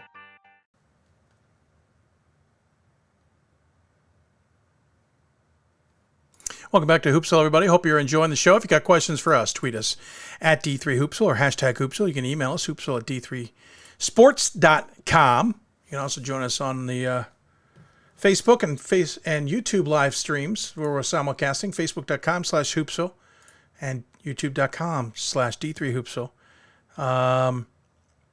Oxymoron, which Occidental grad, just for the record, says, overall excellent interview, meaningful and well-thought questions, excellent, insightful, and heartfelt answers from Coach. Hopefully more to come. Talking about the Verne interview. I'm not sure about the meaningful and well-thought questions. The well-thought part is where I'm a little bit hesitant, only because if you only knew what goes on in front of me, you would probably take a second guess on the well-thought stuff. By the way, Cliff Carroll, head coach of Mary Hardin Baylor, said, I'd tune into Hoopsville, but we're about to tip off our development game, and I'm on the call. Love it. Let's pivot. Talk men's basketball. If you're talking NJAC, which a lot of us do, sometimes it's like throwing a dart to pick a team you want to come on the show. I thought about having Rowan on the show, and no disrespect to the Owls or the Profs. We've had him on a bit, and then I kind of started looking around, and right about the time I got an email, I went, Montclair State might be a good idea. That's a heck of a turnaround for Justin Potts' squad there, even if he's somewhat dead to me for having left the Landmark Conference, where I got so used to talking to him and seeing him on the sidelines. It's never been the same since, they would say. Joining us on the Blue Frame Technology Hoopsville hotline, the aforementioned Justin Potts. And, sir, thanks for letting me have a little bit of a humorous moment there. You got it. You got it. Great to see you. We did used to see each other fairly often, but that's changed a little bit the last couple of years. I feel bad for Landmark coaches. They don't have a choice in that matter. Though this year I'm missing a little bit more games than I should. Just unfortunate circumstances. But I missed the game against Drew, which is not Drew. Actually, missed the game against Montclair, who's now former coach. Drew, former coach, is now the head coach. Yeah, correct. Really wanted to see Darryl, but missed that opportunity. Let me start there, actually. Montclair's your alma mater. And I'll be honest, when I got news before it was official that you were leaving to go to Montclair, I thought it was BS. I'm like, there is no way Justin Potts, who has just got this program clicking at Montclair, is going to walk away from his alma mater. And listen, I know there's a lot of things that I eventually got to understand better for why a decision like that happens. But how difficult was that decision? You finally had gotten what probably was your dream job to some degree. Yeah, I spent a lot of time as an assistant. Obviously, it was 15 years, 2 for Jim at Moravian before I went up to East Stroudsburg in the Division II world, and then got the chance to step in when Jim retired. So it was definitely something that I had always thought about, of getting back to my alma mater and leading the program there. And, I think the reality in coaching is you never know how things are going to turn out. If you had told me within 2 years we'd be playing for a conference championship and then the following 2 we'd win them and get into the NCAA tournament, I probably would have told you were crazy because I knew it was going to be a challenge to build the program. But it was difficult. Anytime you're at your alma mater and I played at Moravian, albeit poorly, but I did play there. It was great to be back there. And I think what we built there in the short amount of time I was there is something that will leave a legacy for sure. A large part of that was the players. O'Neal Holder and Jimmy Murray are 2 all-timers. Both guys are in the top 5 in scoring. And I believe I was in the top 5 in scoring, rebounding, and field goals made. So, those guys did the majority of the work. It was not an easy decision, but one that I just thought was the best move for me at that time in my career. And just a lot of really things I think in place at Montclair State that were going to allow us to chase some things I thought were attainable down the road. No, totally makes sense, and kind of why I wanted to ask you a little bit of the idea. Took a little while, but it seems like you've gotten the Red Hawks turned around a little bit. A little bit. I may be underselling that, Tad. Having a pretty darn good season in charge of everything and sitting there in the top quarter of the conference battling it out with a pretty good Rowan squad and elsewhere. Is this the season you guys all expected? Yeah, I mean, I think we were confident coming in. Like you said, we've been there 4 years as a coaching staff, but obviously with the COVID year, it feels like it's been 2.5. But we like this group coming back. We had a lot of experience from last year. We only graduated one guy that was in the starting lineup in Irv Callender, and he was an all-conference guy. So we knew we would have to replace that. But our first recruiting class, which our assistant Sean Rossi put together and did a heck of a job with it. Those guys were now going to be juniors and sophomores with the COVID year. And I think they had experience. They got through the NJAC last year and really started to understand what it was about. So I think we were confident, but as a coach, you got to go perform and you got to, rise up and be ready for different situations. And what this group has, I think, is they're just really connected. They really care about each other. They're willing to sacrifice. When you play the way we do and you're, running and pressing, it's instrumental to your success is guys giving up some minutes and sacrificing shots and those kind of things. And this group has that in bunches. So that makes it easy to coach. And as any situation, like anybody in the country, you're hoping you stay healthy. And unfortunately we haven't. We've had 3 season-ending injuries. One was a starter. The other 2 guys were in the top 10. And we've done a good job of just trying to navigate it and find our way through it. And that's a credit to the players and guys on the bench, obviously stepping up. But, like I said, we were confident in this group. The NJAC is it is a challenge every night when you're playing 18 conference games against really good teams and really good coaches. But we felt we could compete with some of the teams in the top half. And to this point, we've shown that. We just have to be able to sustain it the rest of the way. If I have that right, you started ahead of the 2019-20 season, right? Yeah. So yeah. COVID hit the spring of our first year. Right. So 11-14 that year, 99 in conference play, 5-3 in the COVID season, 6-3 in conference play. I'm not sure how that happened. We'll have to check our numbers. I think I got something wrong there.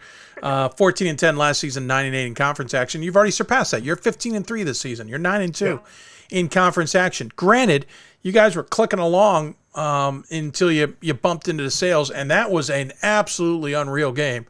Triple overtime, 96-94. I bring it up because you lost 3 of 5, starting with that one before now being on a 3-game stretch. Did that game take a little bit out of you guys and maybe deflate things a little bit and stumbled out of it? Yeah, I think as players, obviously they're probably thinking that we're going undefeated. As coaches, you're just trying to find it. You're just trying to find a way to win the next possession. I think it actually was a great situation for us because it was the first real tight contest we had played in. Scotty Cole and I go way back. We actually played summer league together in the Lehigh Valley. So it's always good to compete against them. I thought you were a lot younger, Justin. I am considerably younger, but they brought me on the team. Just I guess they thought I might be able to add with some of my youth, although it didn't really work out that way. It was a heck of a game, like you said. I mean, we both had chances to put it away in regulation and the first overtime or the second overtime. I think we took a lot from it in terms of what it takes to win close games, and they had been in some before that. I believe they played SWAT to like a 2 or 3 point game. Mm-hmm. They played Stockton early in the year, and it was a 1 or 2 possession game. So they executed a little bit better in some situations. I think just the reality was it was a physical tournament. We played Alvernia the night before, and they're obviously got a really good team. And then coming out of that, we jumped right into conference and we bumped into Rowan and Stockton pretty quickly. And those teams are really good. And again, I thought we played well in them, but not well enough to beat those caliber teams. And I think our guys learned some things from it. We kind of settled in after that, and hopefully can keep it moving forward as we go. Yeah, the Stockton game, 71-55, definitely didn't feel like a very Red Hawk-like game, at least this season. 2 games later, you took on Rowan, polar opposite, 109-103, and that is not in overtime. Did you all forget that there's a defensive side of the ball? Listen, Joe's going to make you play fast. We like to play fast. Yes. So there was a lot of baskets being scored, that's for sure. They did theirs. It seemed like they got a groove in the middle of the second half. I give our guys credit. We stayed with it, and then we're able to chip away and get back in it. We shoot a boatload of threes. I think we're top 8 or 9 in the country in threes taken and top 4 or 5 in threes made. So we obviously want to play fast. Our associate head coach, Sean Rossi, who's a Division III all-time assist leader. So he's in charge of the offense. So when the offense is clicking, he's getting the credit. If it's not, then we're going to have to get on him for some reason or another. So Sean's at fault for the Stockton game. Got it. I just yeah, for sure. Yeah, I mean, Yeah. as we know as head coaches, it Yep. goes to the assistant when things don't go well. There you go. Obviously, you've won 3 straight, including over Kane, a team that was getting a lot of attention for a while there. I think they had started 13-0 at the very least. I'm actually double checking. So yeah, 13-0 before. 13 or 14, I think. It was 13-0 before they hit a 4-game slide. They got their 14th win against Rutgers Newark the last time out, ending that 4-game slide. They lost to Rowan, Stockton, Montclair State, and William Patterson to kind of deflate that bubble a little bit. But still, good squad there. You got the win over them to get the 3-game winning streak going. New Jersey City and Rutgers Camden. You got Rutgers Newark coming up in your next one. Tell me a little bit about this conference. We'll get back to your team in a bit, but tell me about the conference, because I think going into the season, a lot of people got a little bit distracted by the jewels of Stockton, and I say that because I think they saw the second weekend. I know I was a little bit leery. Good team, don't get me wrong, but I don't know if it was as good as maybe many thought. I think Rowan, as a result, was quietly in the background when I thought it should have been the other way around to some degree. Even though I didn't vote that way, I absolutely talked myself out of what I'm saying right now. And then everybody else was an unknown. Like, I don't think we really knew the rest of this conference and how it was going to break out. We obviously have a lot to play here, but we now see Rowan seeming like the dominant team. Stockton, depends on which team you get. And then the rest of you have kind of said, hey, we're in this mix too. And I think that's made this both exciting and confusing. Yeah, I think the reality is, as we all know, in the world of college athletics, and probably basketball is no different than any of the other sports. You know, there was a lot of unknown. It's a transfer heavy league, so you have a lot of guys that are transferring, and it's a transfer heavy world that we're all in. You know, and I think Rowan had pieces coming back, so I thought they would be good, and then they added you know, Jazir Noel, who's a really, really talented kid and can really put the ball in the basket. So I think that immediately kind of jumped them. You know, and Stockton had everybody coming back, like you said, and I think obviously Scott does a great job, and they had a really good team. And I think, you know, we went through it at East Stroudsburg one year. We were 30-2. We got to the Sweet 16. We had everybody back, and we went 19-10 the next year. You know what I mean? And I think, as Scott and I have joked around a little bit when we had the chance to talk, you know, when you're kind of the hunted, and they were obviously because of the resume and the season, that you're getting everybody's best game, and you know, they obviously played a tough schedule, which was smart. And I agree with you. I think Rowan kind of slid under the radar a little bit. You know what I mean? They lost in the first round last year to Susquehanna, and obviously I played against Frank's teams for a while, so I know how good they are. You know, but Joe's got a great team.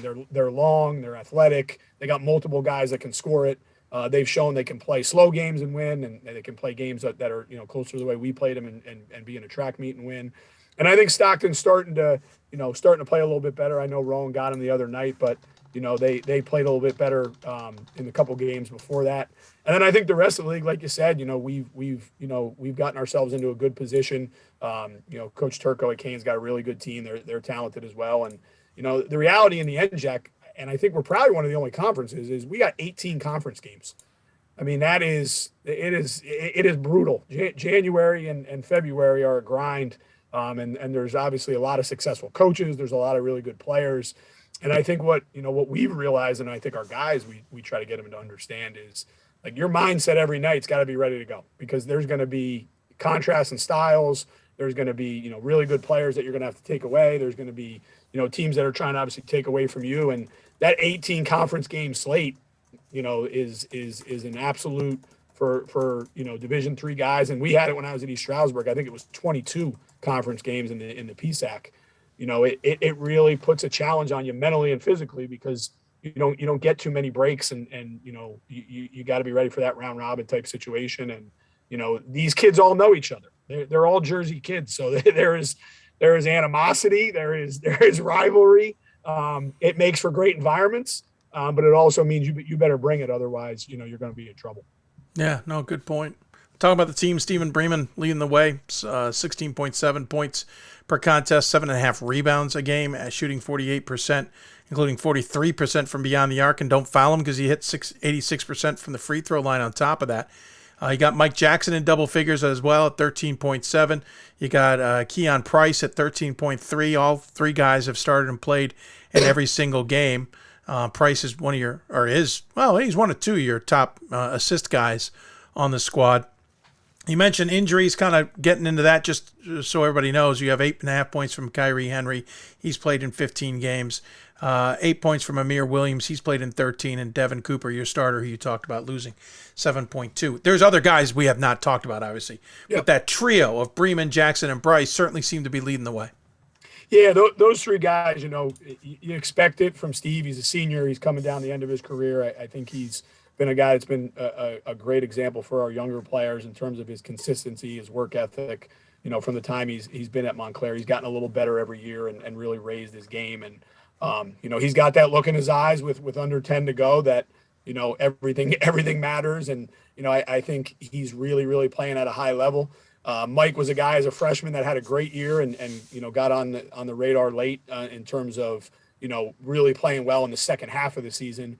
And then Keon's another guy who's just really grown. He's been with us since we got there. He got shifted to the point when Coop got hurt. It's not really his natural position, but he's done a really good job of running the team. And, he's a guy that would prefer to be on the wing and off the ball a little bit. But, we put the ball in his hands and Coach Rossi's done a good job with him, just kind of trying to get him to understand some of the reads he needs to make from that position as opposed to the wing. So those three guys have been critical, especially in the scoring column. Kieran Flanagan, who starts on the wing for us and has actually started every game since he got to Montclair, is kind of our energy, though. He's the guy that's a great defender. He does a lot of the different things. He'll fill the stat sheet with 6 points, 6 assists, 5 rebounds, 4 steals. So he gives us a little bit of that glue type stuff. And then the guys off the bench have really filled their roles. Amir tore his Achilles against Stockton. So we had to adjust then again. And some of those guys off the bench, Craig Eck, Samar Abdullah as a freshman, Kaleem Lampert and Fran Paulino have really started to raise their game. So, it's definitely a collective effort, but those three guys are going to be critical for us going down the stretch in our league. You're going to have to be able to have them play their best because we know we're going to see, that DJ Campbell and Kion and those guys are going to play at a high level. And obviously Rowan has the same type of situation, and other teams in our league got guys that can really bring it night in and night out. So Steve, I always say your seniors kind of carry you. So he's doing a great job of that. And we all got to kind of follow his lead. 7 games left. 3 of them will be at home, starting with Rutgers Newark coming up in the next one. You'll finish on the road against Rowan. That'll be the final game. Have a lot of big final games this season in conference play across the country. What's the message to the team? How do you guys prepare? What is the goal, essentially, as this thing wraps up? Yeah, it'll always be the same for us as we're there as a coaching staff. We always kind of say at the beginning of the year is how good can we be by the time the journey's over? And I think this group has still a little bit of room to grow, which is a good thing when you're sitting at 15-3 and 9-2 in the conference. I think the biggest thing for us going down the stretch is stay healthy. That will help because we've obviously lost a couple already. Keep the right mindset about, kind of one day at a time and one practice, one game type situation, not get too far ahead of ourselves. And I think just being really consistent at both ends. When we've played well, it obviously sounds simplistic, but we've been really good in our pressure. We've been good defensively, and we've shot the ball and shared it well.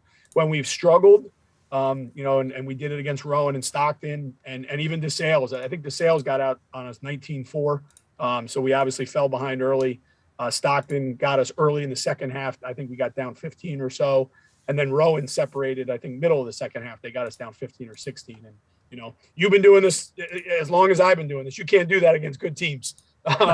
You can't be spotting them 15 or 16. And, if you're not making shots, you got to find a way to get stops. If you're not getting stops, then, you better find a way to put it in the basket to keep things in range. And I just think our consistency through the course of the 40 minutes over the next, 3-4 weeks is going to be really critical for us. And, we have it, we've shown we have it. We just got to do it a little bit more often. And so it'll be, the goal will be how good can we be by the time it's over? I think we got some really good pieces and we've had a good year to this point, but, we all know that this is the time that's really going to, get down to crunch time and guys are going to have to perform in big situations. Well, I appreciate your time as always. Looking forward to seeing how it all plays out the rest of the way. Congratulations on it. Not to maybe overuse it. Maybe it's too much to say, but turning around the program. Certainly impressive to see where the Red Hawks are now, and congratulations on that. Good luck the rest of the way. And as always, give the guests the final word. Any final thoughts you want to share with those tuned in? Yeah, I appreciate you. The turnaround was the players and the assistants. I just try not to get in the way, Dave. You know what I mean? As long as I stay out of the way, we'll have a chance. Just Sure. really appreciate what you guys do.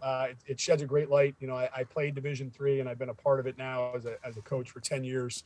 You know, and you see it a lot. And I think we're starting to gain some more traction at this level with how good players are, how good programs are. You know, and I think there's still more to grow at our level. But I think we're all moving in the right direction. And again, a lot of the credit goes to the amount of time and work that you guys all put in there to give us a platform and give the players a platform. So greatly appreciated. You know, hopefully we can catch up soon, and you know, maybe we'll cross paths on the sidelines again sometime. Oh, that'd be fun. Look forward to it. You take care of yourself. Enjoy the rest of the season, and we'll talk to you very soon. Sounds good, Dave. Take care.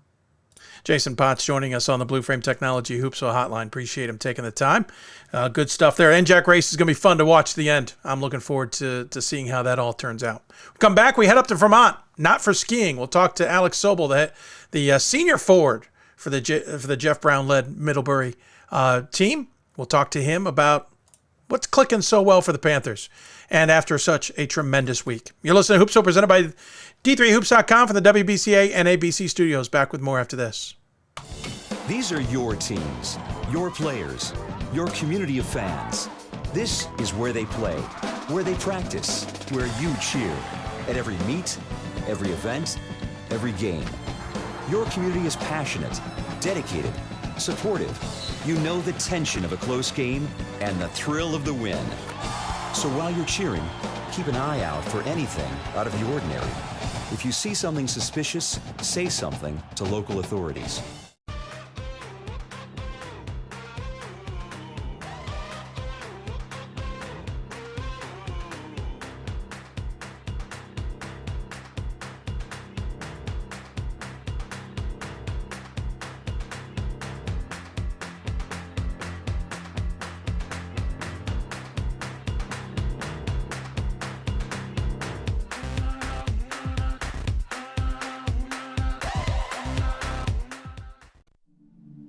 I used to never really talk, ever. I was afraid if I said something wrong, everyone would laugh at me. But then I started to play golf with Special Olympics. It helped me to find my voice. And now everyone else is speechless.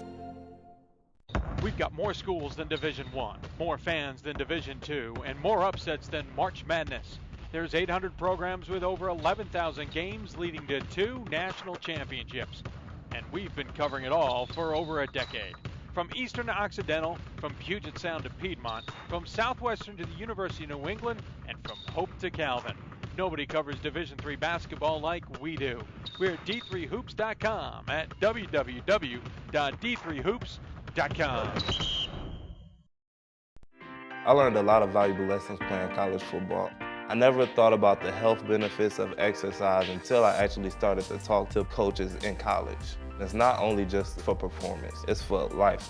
My coaches instilled the importance of well-being, not only building up strength, mental health, getting enough sleep, eating properly is all what it is to be healthy. I decided that I want to go into personal trainer and share my knowledge that I obtained in college about physical and mental.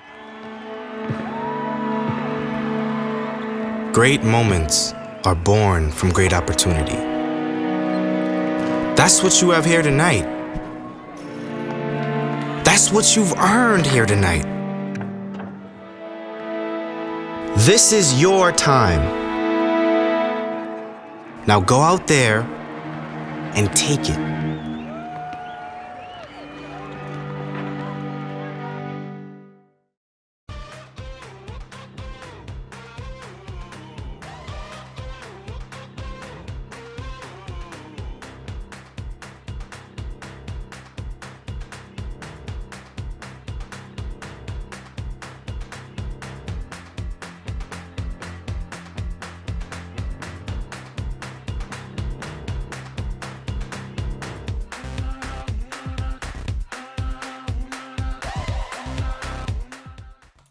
Welcome back to Hoopsville, everybody. We are way behind schedule. It's not even funny, but we've had so many great guests on talking about their programs, talking about little ins and outs of things. It's been fun to chat. We'll be coming up. Mike Rejniak and Akiva Poppers will join us to break down the latest top 25. One of the biggest moves was by Middlebury, moving from number 11 to up to number 5. You're going to have to bear with me because I just realized I haven't updated the graphic under our next guest's name. But it gives me the chance to mention there was a bit of a theme with the letter J today, and I haven't seen anybody, at least on Twitter or anywhere else, figure out what we're talking about. If you haven't by the end of this figured it out, we'll give it away. But tell us why, besides the fact we called the show Just Jumpers, I had to use J's. Why is a J such a big deal? Middlebury had a really, really good week. Beat Keene State a week ago tonight. Also got a big win over Williams, one of the guys who was instrumental not only in the week. By the way, he got a block against Keene in that final possession for Keene to try and tie it or win it or whatever the case was their plan. But he's been integral, obviously, for a number of years for the Middlebury Panthers. And so joining us on the Blue Frame Technology Hoopsville hotline is Alex Sobel, the head coach. I'm so used to saying that. Senior forward for the Panthers this season. Alex, thanks for taking the time to join us. We really appreciate it. Welcome to the show. Thank you. I'm excited to be on. Well, I mean, we're excited to have you. We've talked to your head coach a number of times, and we hope he doesn't find it disrespectful. We wanted to talk to somebody else, but we figured we'll talk to him somewhere down the road. I wanted to talk to you because, again, that sequence against Keene where you got the block that basically ended their chance of continuing the game or maybe winning it. You also had a huge game against Williams.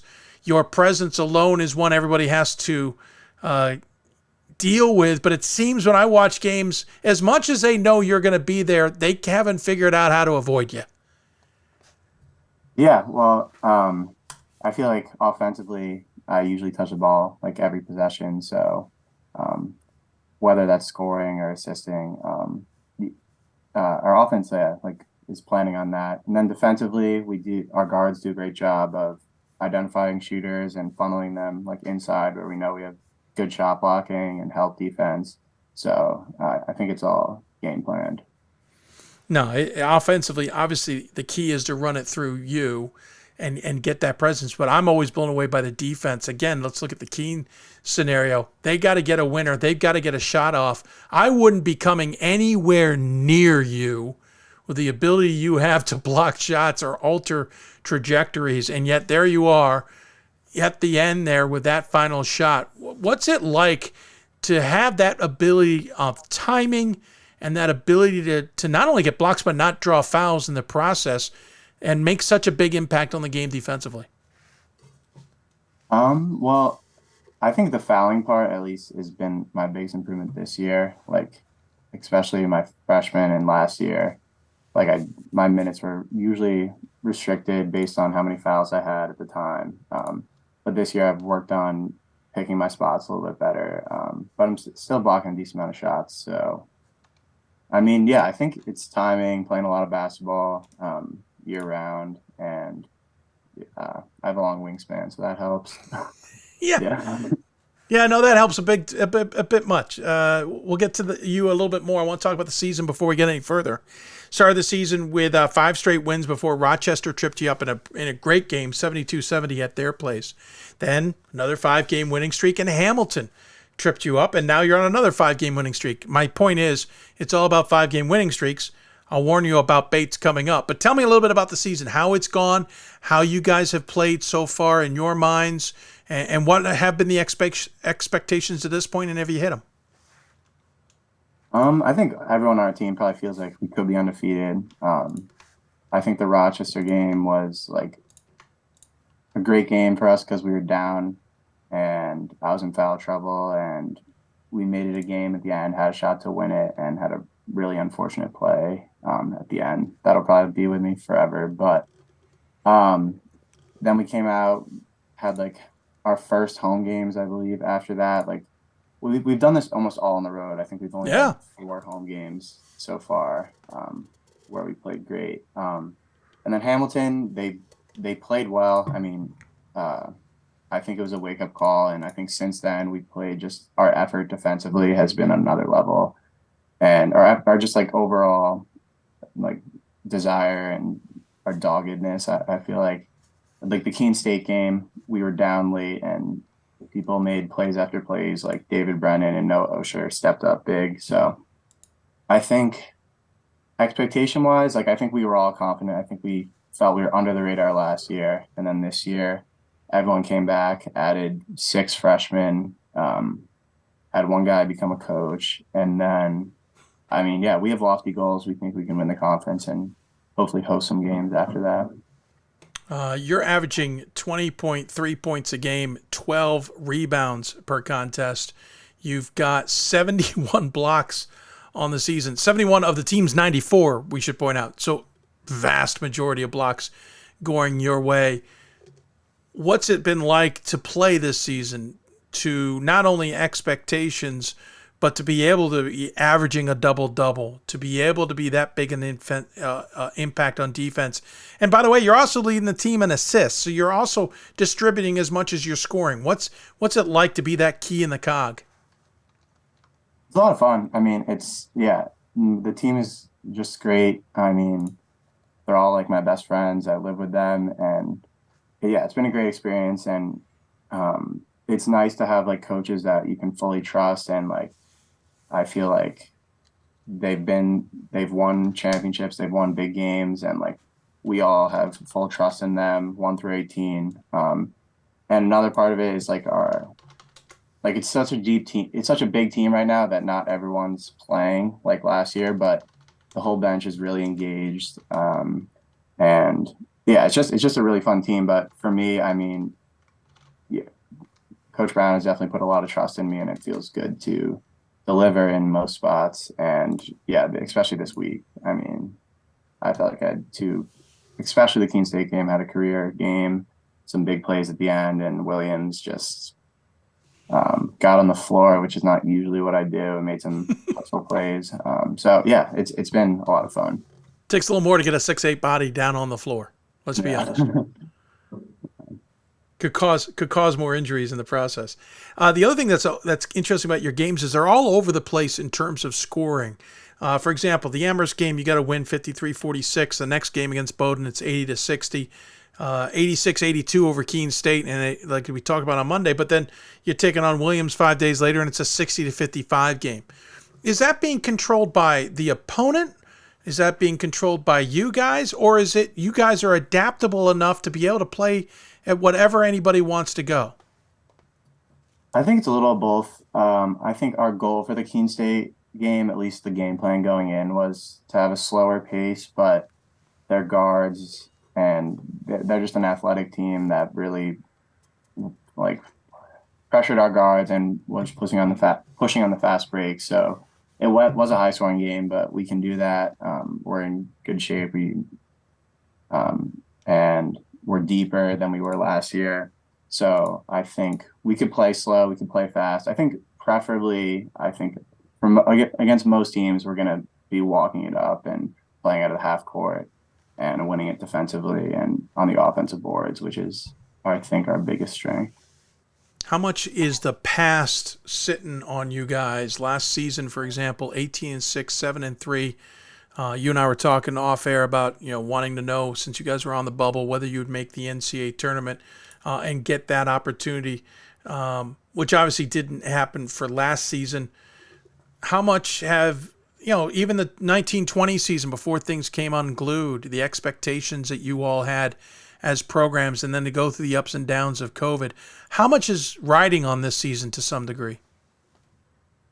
I think for me, and even the class before me, like, we won a lot of games, and a lot of the games we were supposed to, but didn't have too much postseason success and kind of faltered in the biggest games. So yeah, there's a lot riding. I think that Coach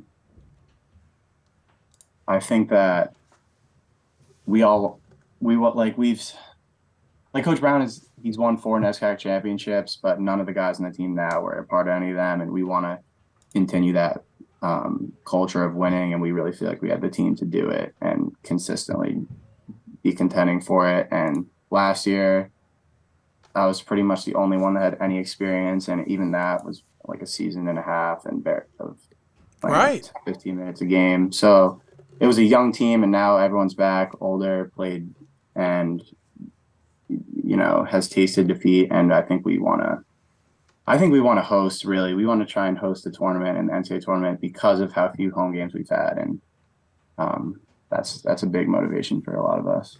Yeah, I was going to get to the home games in a second, but quickly, you talk about a season and a half. You played 26 games your freshman year, starting in 1, but you only got 11 games in your sophomore campaign due to injury. Then you lose COVID on top of that, so you have to wait a whole nother year, which at a school like Middlebury isn't the easiest thing, I realize. You got to play in 24 games last year. Now you've played in 17. To some degree, is your body maybe not as beat up as you expected it to be? It's possible. I wouldn't say it's not beat up. I've played a lot of yeah. I played a lot of summer league games over the summer, and I don't know. I would say maybe I'm a little fresher than the average. Sure. You talk about a lack of home games. You played 10 of the 14, or sorry, let me rephrase that. I misspoke. 10 of the 17 so far on the road. You're 8-2 on the road, 4-0 at home. Just 4 games at home. Those 4 being, if I'm not mistaken, Plattsburgh, Stevens, Bowdoin, and Colby. That's it. You obviously will have a good chunk coming up. Bates, Tufts, New England College will be the next 3, all at Pepin. But then you're on the road to finish the season. Wesleyan, Trinity, Connecticut. I can understand why trying to be at home for not only the NESCAC tournament, but the NCAA is going to be so important. But to some degree, you're going to be ready for anything, aren't you? Yeah, I mean, we've been on the road and played great teams, so we're not going to be scared either way. I think, yeah. How tough is it to be road warriors, though? I mean, how tough is it to adjust your academic schedule and all that stuff to make sure you're getting on buses and go for long trips and get games in? It was definitely a tough semester, but I think, yeah, we had a great group to do it. I mean, it was a lot of long bus trips, but that's always the case. I think just our location, the shortest trip is like 2 hours, so there's no close ones. True. But I can just say it's a really fun group that like makes it, and a really smart group too, where a lot of people help each other out academically. So I think, yeah, people rely on their teammates in a big way. That made it a lot more fun. And our coaches, he seems to really love being a road warrior, and it's definitely helped us. So, and I think that our outside shooting, we've won a lot of these games shooting on the road, which is harder. And if we can, play more games at home, I think we can add another element or just bump it up even one more level offensively. As we mentioned earlier, you won the first 5 games of the season, then lost to Rochester, won the next 5, then lost to Hamilton. Now you're on another 5-game winning streak, and you got Bates coming up. How do we make sure this isn't another repeat where you lose after a 5-game winning streak? I mean, we're practicing hard. I think it'll be our senior night the next night, so we want to be on a positive note. I don't think there's anything too different. I think we try to stay focused in practice. It's a long season, but I think, we have a competitive group that's competitive every day. It's deep. It's really physical. It's, I think it's everything you need to keep getting better throughout the year. You're a computer science major. What are you hoping to do once the basketball career is over? So what are you planning to do with the computer science major? And I'll ask on the side real quick, are you hoping to still play after this season concludes and you do graduate? Yeah, that's currently the plan.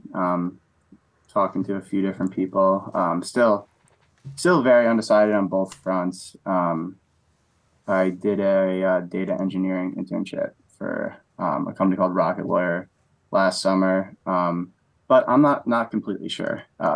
So I can't fully answer that, but yeah. No, just interested. Trust me, I had no idea what I was doing right before I was supposed to finish things up, and that was in the 90s, and I still don't know what I'm doing. So it goes both ways. Alex, I appreciate the insight on the team, insight on your career. Certainly been fun to watch you play. The wingspan has definitely been an advantage, and you've used it pretty nicely yourself. Looking forward to seeing where the Panthers can go, besides just on the road. maybe you can enjoy Pepin in the month of March before you're forced to go somewhere to play for a title if you can be so lucky. But in the meantime, we always give the guests the final word. Any final thoughts you'd like to share with those who may be tuned in? Thank you for having me. I know me and most of my team is pretty in tune with the D3 Hoops media, and it just makes it a lot more fun and feel more important. Thank you, and to all the other people that do it as well. So. Absolutely. Well, thanks for coming on the show. I really appreciate it. Thanks for bearing with us on a little bit of a long show and a late timing, but great to chat with you. Good luck the rest of the way, especially with Senior Day. I know that'll be emotional, but enjoy it nonetheless. And I'll look forward to seeing how the Panthers do, and maybe we'll be talking a lot about you coming 5 weeks. Yeah. Thank you. Absolutely. He is Alex Sobel joining us on the Blue Frame Technology Hoopsville Hotline.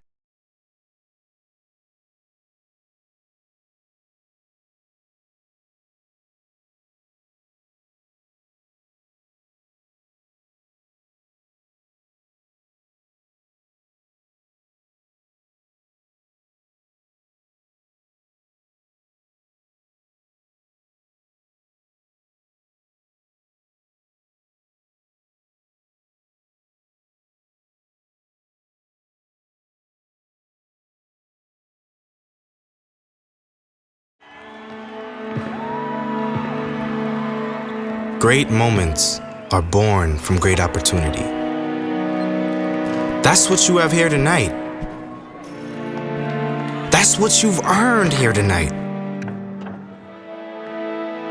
This is your time. Now go out there and take it.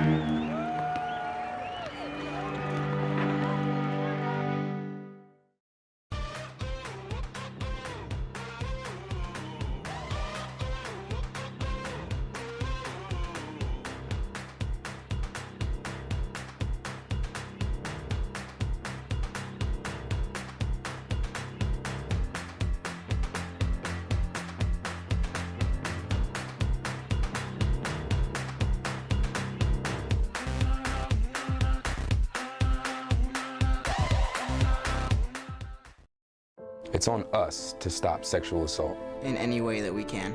To get a friend home safe. To never blame the victim. It's on us. To stand up. To make our community safe for all. It's on us. It's on us to look out for each other at parties. It's on us. To be more than just a bystander. To step up and say something. It's on us. All of us. To stop sexual assault. Learn how and take the pledge at itsonus.org.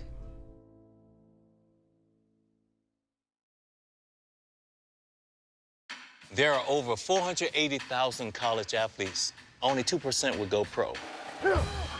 That means over 470,000 will not get a shoe contract. No autographs. No private jets. No fan clubs. No Hall of Fame inductions. Instead, they will walk away with something much more valuable.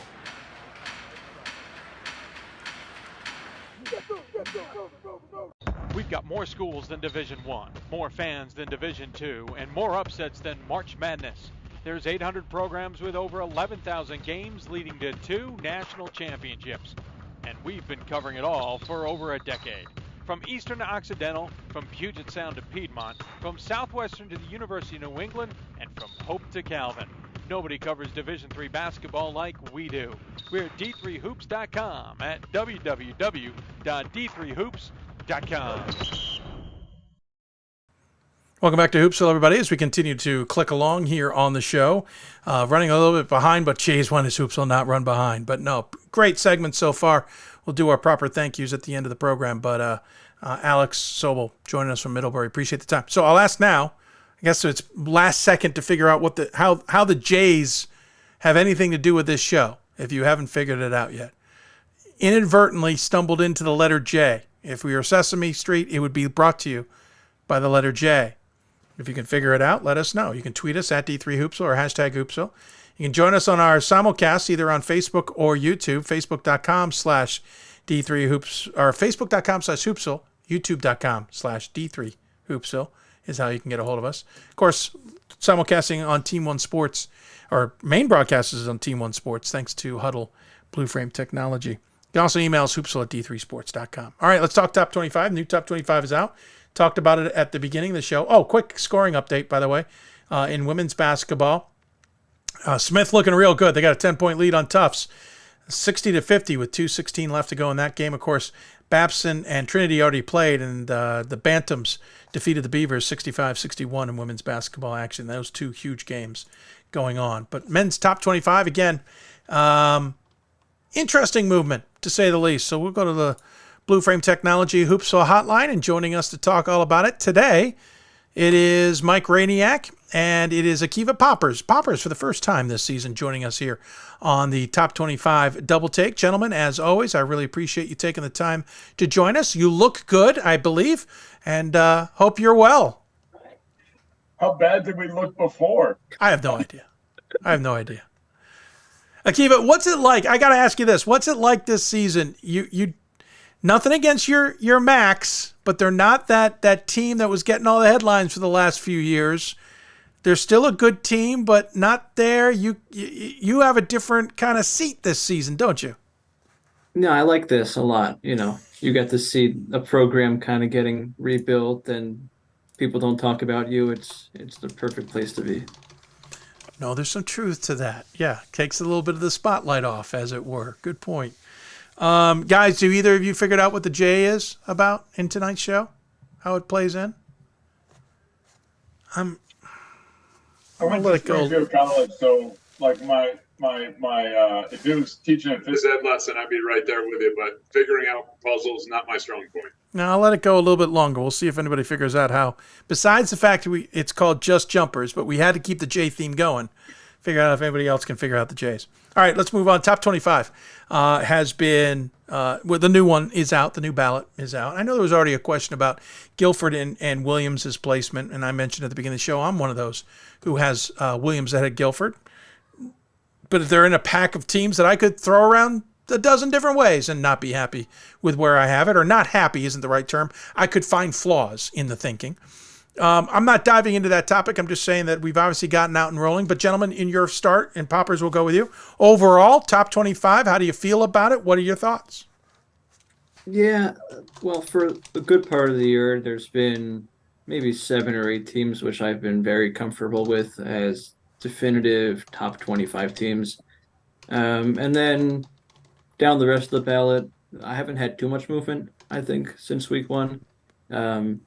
I probably have only voted for around 40 teams overall. But there also have been a lot of teams which have kind of been on my radar, which are vying to mess all of that up very shortly.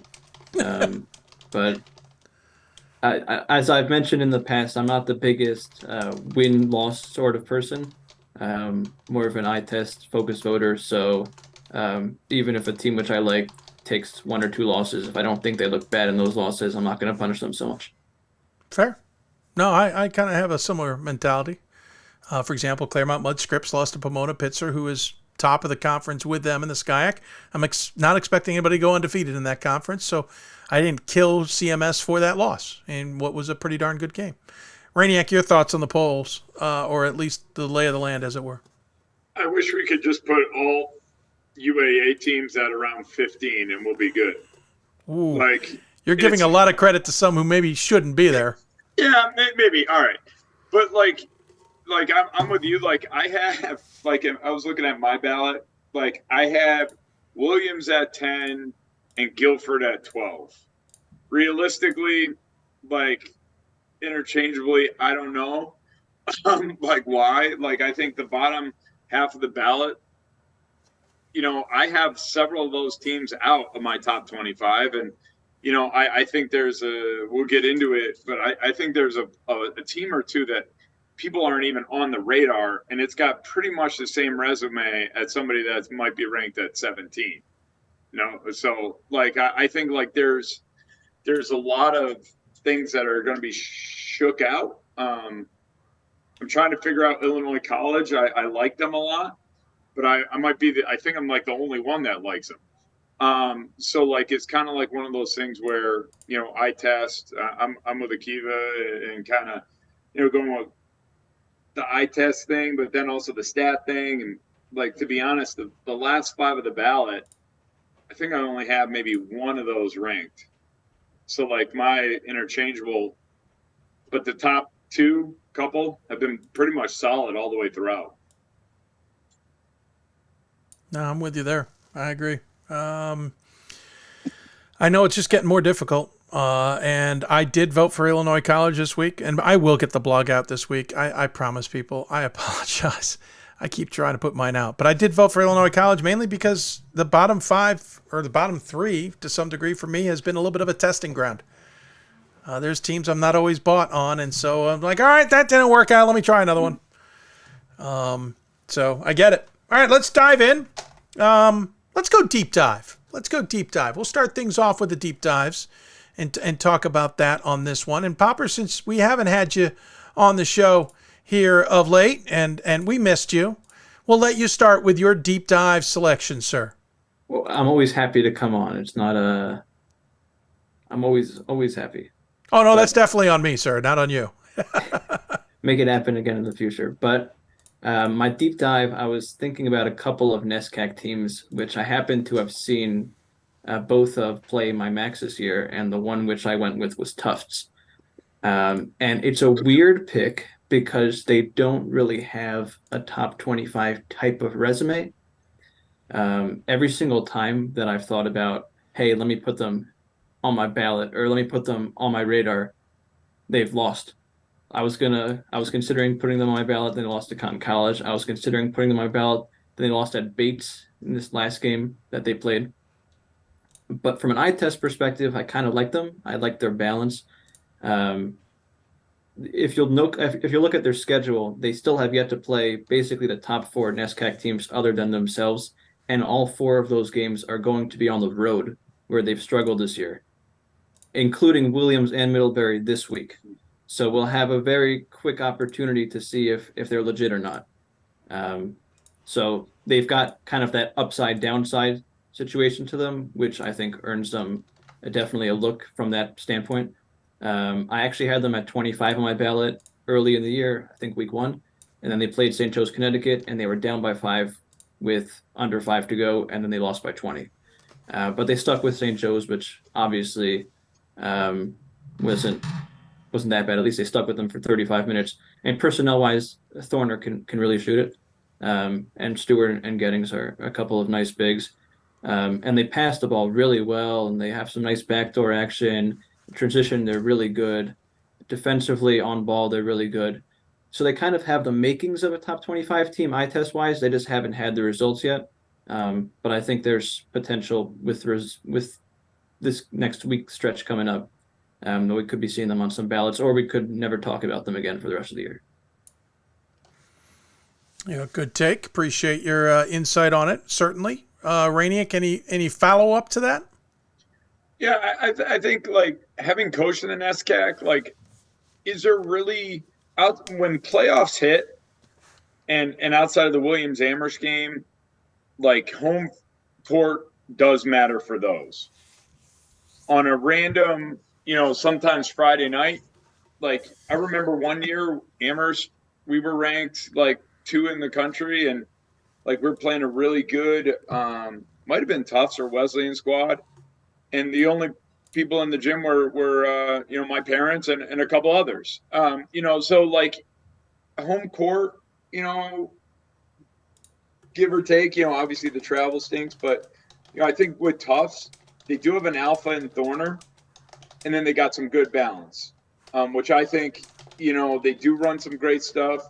Coach Linton, I think, is now starting to kind of really get some momentum under him, and kind of now being in the league, coaching in the league for like a year and a half now, post-COVID. So, like, I think, like you said, Poppers, we're going to find out this week, where they stand.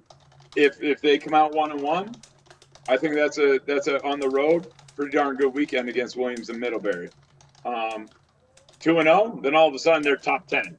Like 0-2, like see you later. So it's kind of like like NESCAC, UAA, those great conferences. It's so razor thin, and the players like a Sobel, like they know what's up. every weekend, because it does matter so much, because there's not that home and home series. You get one shot in the regular season and that's it. So like that may be your one shot at a resume builder or a resume killer.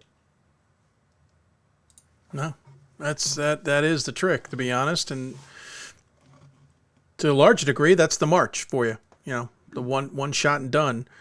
And it's not a perfect science, to say the least. What's your pick, sir? I got Brockport of the Suniac. That's one I've been considering. Yeah. I mean, they have like literally almost the exact same resume as an Oswego. And in that league, both of them are playing phenomenally well.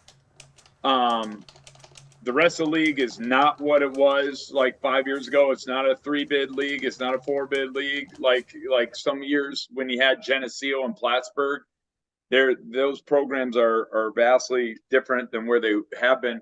So like Brockport, in my opinion, should be ranked. And as I was kind of going through, like they lost Alfred the first game. Okay, I'll give you a pass on the first game of the year because you're figuring some stuff out. They lost to Cortland by 3. Cortland's always a rival to them. And they lost to Illinois College, which I also ranked in Florida, which, by the way, down the line come tournament time, I guarantee you that may be a difference maker if that's going to be a resume builder for Illinois College when it comes to tournament time. But they beat Oswego by 9. Okay, they're 15-3 overall, 10-1 in conference.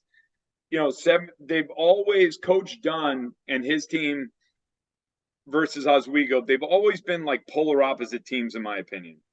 Brockport has always been superior defensively because that's just Coach Dunn's style. They've been very intense defensively. Oswego, on the flip side, has been superior, in my opinion, offensively. Not to say that they don't value defense, but Coach Leone is very good at coaching offense. And I think, like, when you look at their makeup of their team, they're aggressive. You know, they get they got this kid Beckett, who's a sophomore, averaging 19 points a game. They got 3 other guys in double digits that kind of fill roster spots. They have a great sophomore group. So this is a team that if they all stick together, I have a feeling we'll be talking about for like the next couple of years if they stick together because they're young. Overall, they got some seniors that supplant it. I really like how they play. I've always liked how Greg plays because the defense travels, but like nobody's voting for him. Nobody's voting for him. And in my opinion, they beat Oswego. They pretty much have the same resume as Oswego. It's kind of like, why aren't we voting for them? I don't know. I've been one that's been back and forth on those guys. I've liked Oswego, though they've had some results this season that haven't blown me away. So I've got them in the bottom half of my ballot. For me, to some degree, I don't have enough room. Mm-hmm. I just don't have enough room to put everybody in, and that's why Brockport keeps getting left out. But the loss to Illinois College, so I put Illinois College in my ballot. That's just prime example there. When it came down to brass tacks, I got to choose one of them. And I also know, and not that I might wait that long, but I also know they got the rematch with Oswego coming up. Interesting enough, the win at Oswego certainly I took note of, but from my perspective, that's why Brockport's still on the outside looking in. They're get challenged until that game against Oswego. Right. Oswego. Yeah, weirdly enough, the Suniac isn't as dominating as I've not dominating, but as deep or as competitive at the top as I'm used to. Oyanouts and Cortland are sitting third and fourth respectively, but they feel like they're a good step behind the top two. Poppers, anything to add? Yeah, that Oswego game was a real grinded out. I think Oswego had 47 points, but also I'm not sure if that was the same Oswego team as Oswego is now. I think it's a different Oswego team. I'd agree with you. I mean, it's a win over a top 25 team, but at that point in the year, I'm not sure Oswego was a top 25 team. I haven't really watched much of them this year, Brockport, but I do know I'll watch teams which stick out to me in terms of their results, and they have a lot of close wins against a lot of not great teams. Fair. Which is not a good signal for me in terms of spending my time on watching them. Fair. And also, they're averaging 12 assists and 15 turnovers, which is not good either. But good point. I'll certainly be sure to add them to my radar. Obviously, if they beat Oswego, that would be, with the way Oswego's playing now, that would be a real difference maker in terms of how they're evaluated in the poll. Coach, are you voting for them or you're not? I went the exact same way with Dave, and the fact that I was like, I got room for Illinois College or Brockport, and Illinois College beat Brockport, so I was like, all right, I'm going to go with Illinois College. Yeah, and, that's pretty much, like, that was, yeah. Like you said, brass tacks, like, like whatever. But I think that they're in that, like we talk about the ballot, that like last 10, you could sub in so many teams. It's like crazy. I think they're one of those teams that, like, I would have thought at least maybe somebody would have voted for them. I think, like, I could be wrong, but I think that Oswego game might be the last regular season SUNYAC game for both of them. Second to last. Second to last. So, like, that's going to be a long kind of way. So, like, as they take care of business like they should, I think we're going to get, like, a conference matchup of, like, 15-1 versus 15-1, and we're going to see who's the best is. Absolutely. But I agree with Poppers, too. I was pretty high on Oswego, though they weren't playing, nor did they have all the pieces like that team I was voting for. They are now, though I have them a little lower. I've tempered a little bit, but other teams have moved ahead of them. I agree. I think the Brockport game is going to be different. By the way, if Oswego wins that, both teams will have beaten each other on the other court. Let's switch to debatable. Rejniak, we'll go with you. What's your debatable team, sir? Side now, Oswego. So, like, I think. This will be quick. I know. I think Jekyll and Hyde here. I really think Oswego, like you guys said, I believe is going to be by the end of the year a top 10 team. I really believe that because they are really sound offensively. They're like they're plus 20 a game, like on people. They have kind of a very similar makeup to a Brockport, but what they do, they're only averaging like 10 turnovers a game, so they're very efficient. They're out rebounding their opponent. They're lost to Brockport by 9, like you said. Like, I think they are two different teams now, and I think like this is where it's going to be offense versus defense in that league. The kid Sparks, 6'3" guard, and then they got another 6'3" guard that's kind of pairing with them. So like they're taking care of the rock, and they got some seniors to kind of supplant it. I just think knowing the league, personally, and knowing, Coach Leone and Coach Dunn, like, I think from what I've seen versus, other conferences, I think that they're an elite team that is going to continue to shift up and up and up because they are playing at such a high octane level and efficient nonetheless. Yes, Jason? I know he's talking about your team. Uh-huh. I don't know what to tell you, man. I thought you two were buds. I don't. I know. Oh, sorry, Jason was calling. I'll get a text later on about from Greg and from Jay. But I really believe, like, I think, like, literally that conference is literally two teams that are alphas, and then there's a massive cliff. Yeah, no, agreed. Real quick, by the way, Ryan Scott, who's listening in, tweets, I had Brockport 29th on my list this week. I did not vote for them but I did vote for them in the preseason poll, and I took crap from Poppers. So he voted. He put on Twitter, and this was on, I think, a Friday night when they played the Brockport Oswego game, so I didn't watch it live. And he posted on Twitter, see Poppers, I've been telling you whatever. And then they went out the next day and lost. So I looked pretty good when I logged back in. That's when you just don't say a word, man. You don't say a word. I don't have anything to add to the Oswego argument because I've said some stuff already. Poppers, anything to add to that? Yeah, just quickly. I'm higher than Rejniak on their defensive capabilities because they do a really good job of running their opponents off the 3-point line, and they shoot really well from 3. And it's if you're really good at shooting the 3 ball, and they're much better this year than they were last year, and you run shooters off the line, then you're just going to be tough to beat. Good call. Frankly. And then, you brought up Sparks. Green also is so dangerous, and Aki Anderson is a really nice, just he doesn't turn the ball over sort of guy. So I think they were 5 preseason. I wasn't that high on them coming into the year, but they've been playing like a top 10 team since they got back from winter break. So I have them at 12, which I think is a little higher than the poll. Yeah, I've definitely got them tempered. I've got them down at 17. But again, there's just a ton of teams ahead of them that I could mix and match and change 6 ways to Sunday and never be done. Pat, send it out on Sunday. It starts on Sunday and not be done by the following Sunday. Yeah. Poppers, what's your debatable? Yeah, my debatable is Calvin.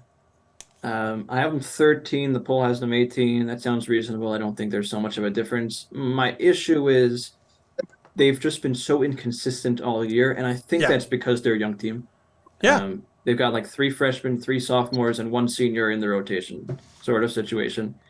And Jalen Overway is going to be, if he sticks around, he is going to be Alex Sobel type dominant come a few years from now. Yeah, very possible.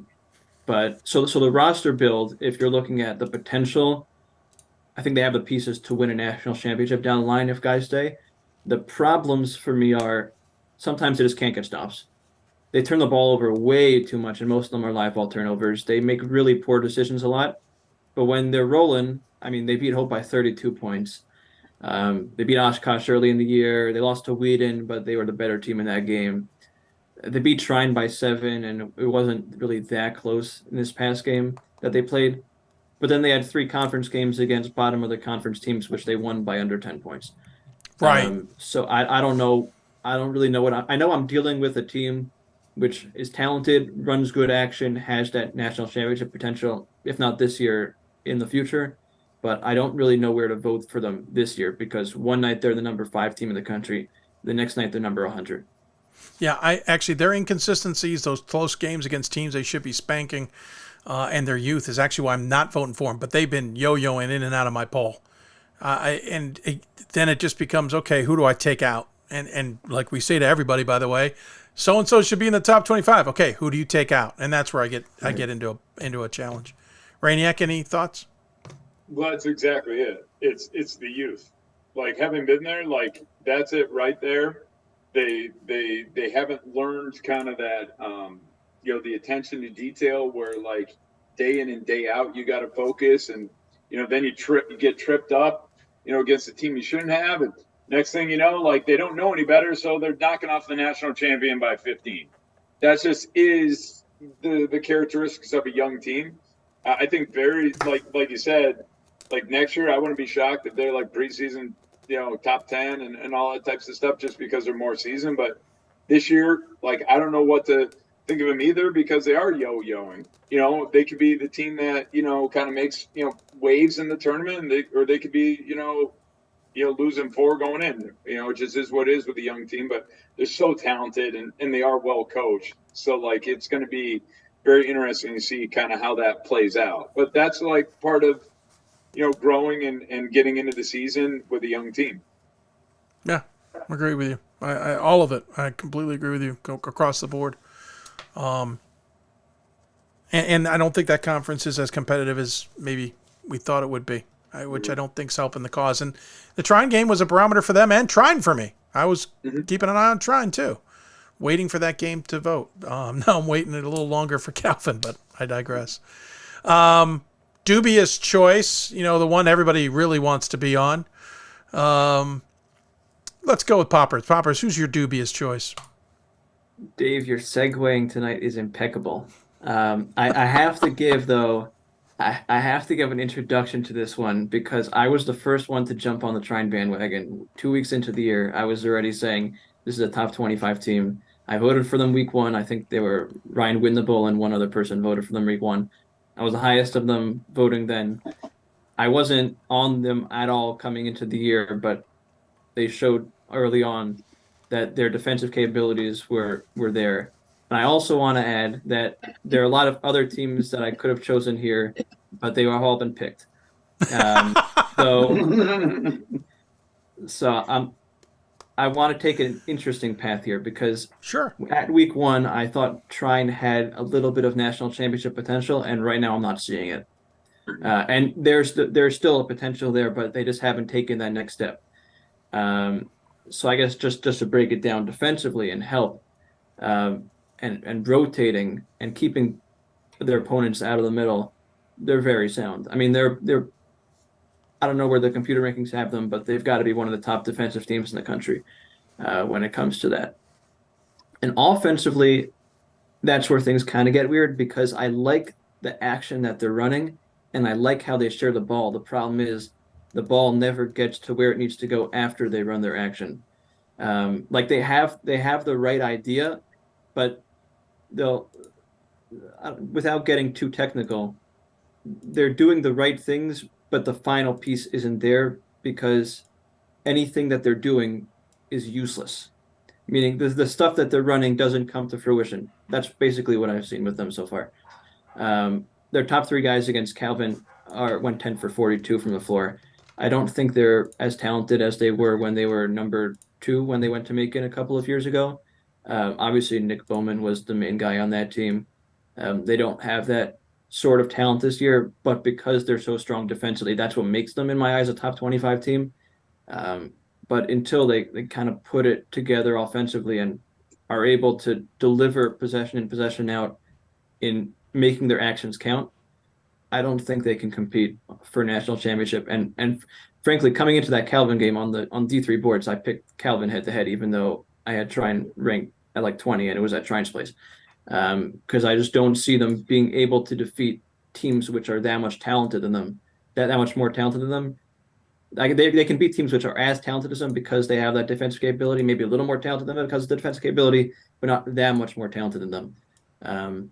So that's where I'm standing on Trine, which is kind of weird, again, because I like them a lot. It's an interesting take. I'm not sold on Trine, and I haven't been sold on Trine for a while, so I appreciate getting your insight on that, which is polar opposite, not polar opposite, but significantly different than mine. Rejniak, any follow-up on that? I didn't vote for him in this week's top 25 poll, just because I'm not sold on him. Like, I think the coach makes great promos with Bacon Night. I was all about it. Agreed. But who doesn't love bacon? Right. And but like, poppers. I mean, all right, fair enough. That's great. Man, we walked square into that one. Yeah. Good call, sir. But I really think, just for me, the resume just isn't there. It's just not there. I want to believe in them. I think they do run good stuff, but when I'm watching them play versus some of the other teams that I'm watching, I'm looking at, like, who do I put in?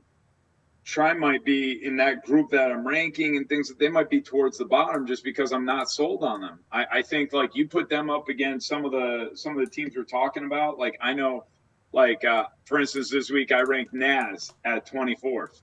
I think Naz could beat them, just because Nazareth is just a little bit more battle tested, and it's not, I don't know. I'm just not sold on them outside of Bacon Night. I'm all about Bacon Night. Sorry, poppers. No, I'm with you. I'm not sold just as of yet, but I enjoy watching them, and I'm glad that the Mayaks got a different team to pay attention to. Mm-hmm. Rejniak, who's your dubious choice? Let's go with St. Thomas of Texas. All right. We don't know what to think about them whatsoever because, I mean, they beat Claremont Mudscripps. Okay, that's a resume building game. I was this close to not even ranking Claremont, so I thought it was a better game earlier on in the year. Their numbers, quite frankly, I was kind of doing some research. They were better last year. All the numbers across the board were better last year. From stat-wise, everything. Their conference, all of their conference stats, have gone down since they're out of conference. And now we have a they're 10 games into their conference. So, like, we have a good sample size. kind of very similar, Poppers, how you were talking about with Brockport. They have an 11 assists to 14 turnovers. That's not good. Not good whatsoever. I think they all have, I was looking at kind of their roster, kind of figure out, like, they're all 6'5" and below, except for one 6'10" kid, which means, you know, being a coach myself, those kids are all 6'3" and below. So like, they're not, you know, you played the roster. So I know that. They're very balanced. That's good. But when you have that balance as a team, when it comes down to when you're in a dogfight, you don't know who the alpha is when it comes down to who's going to take that shot. And that's where, in my experiences, I've lost some big games because we were balanced, but then all of a sudden we got the freshman who averages the exact same points as a senior, and the minute he gets the ball, he's hucking it from half court versus, you know, it's just, I think when you have that level of balance, it can be good and it can be bad. And not for nothing, geographically, they're not tested like against the rest of the nation.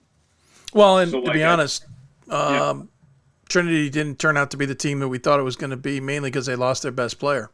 So Exactly. that's been a barometer that's done tough. I've got them square in the middle of my ballot, and that's about as high as I want to put them, which means teams are going around them, which happened this week. And they're going to keep winning. They're going to keep winning because, like you said, Trinity was our one test against them, and now their best player went down. I feel terrible, but like now, like those wins that would have been, you know, good for St. Thomas, you know, aren't as good, and same with Trinity. Like, you know, like that stinks. So it's kind of very difficult to kind of, you know, put them. I have them at 16, kind of like you, and they're going to probably stay there the rest of the year until I can have some sort of, you know, win, loss, whatever, blow a team out by 40. I don't know. Poppers, any thoughts? Yeah, I'm very similar to you on this one. They don't have a guy, which makes it make sense that they're so focused defensively because that's their bread and butter, which in and of itself kind of makes them worthy of being a top 25 team. I think I had them up to like 18 at one point because they were killing Shriner and Trinity. And then I dropped them out because they had all these close games against Austin and Dallas and Laterno, and they lost Arden Simmons. I'm like, okay, bye. And then since then they found their groove a little bit, so I put them back in. I have them at 20, but I've been lower on them than the poll's been all year. And yeah, they don't really run anything offensively, so it's tough to score a lot of points when you don't run stuff. But I think their margin of victory is really small, like maybe 4 or 5 points.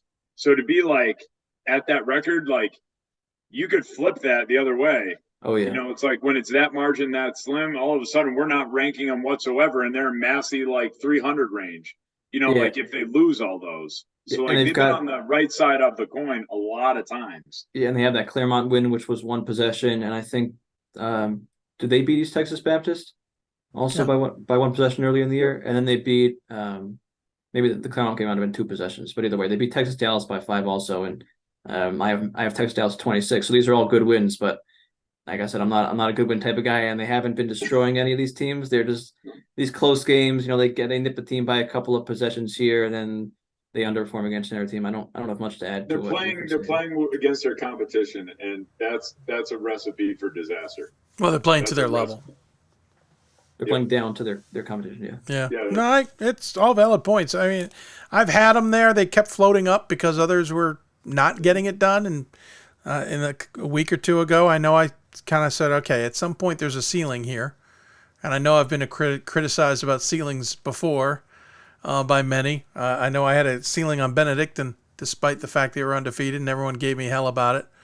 But, you know, at some point I can't go any higher. And at this point, I'm actually, the air's coming out a little bit. So I agree with you guys. Hey, really appreciate it. Great chat. Good insight on some of these. I know it gets a little tougher as we get to this point in the season. We don't want to repeat selections. I actually put a Google file together, and I know I may have taken the wind out of some of the sails doing that. But I noticed we repeated Claremont Mud scripts 2 weeks in a row. I'm like, we got to do something about this. But I appreciate the insight, guys. Any final thoughts? Poppers, we'll start with you. Any final thoughts as we head into the final 5 weeks of this? Yeah, this is kind of the time of year where some of that eye test stuff has to go out the window. No matter how good you look to me on the screen, if you're not winning your conference games, I can't respect you. So I'm kind of at that turning point right now when it comes to the calendar. But I'm not on the exact same board as some others here where there are 50 teams who can win a national championship. I could see number 40 winning just as much as number 10. I think there are a few teams which have solidified themselves, but I don't see that one big dog out there. No. There isn't that one team which has stuck out to me yet. Agreed. So I think things are going to be pretty open this year. St. Joseph might be the closest to it, but it's not an overwhelming thing. It's just that they're the last one undefeated. Yeah, and they've done a better job in their recent games of hammering teams. Yeah. But even they had a small stretch where they were barely beating these, with all due respect, not very good teams in their conference. No, agreed. To the point where I actually thought they might take a blemish. That's about the one time I would punish someone for taking a blemish in conference. Certainly not NESCAC or other conferences. Rejniak, your final thoughts? I'm with you. I think Albertus Magnus would have been the closest test. And they took care of business there. They're not going to be tested the rest of the way. I think if I'm taking St. Joseph, Connecticut versus, Oswego, I have St. Joseph, Connecticut 1, Oswego 18. I could totally see Oswego winning that game. Yep. Totally. Because they're kind of comprised the same way. They have the same athleticism, the same, kind of style that they play. I could totally see Oswego being that. So it's going to be interesting to see. I think the bottom half of the bracket is still going to be so fluctuating.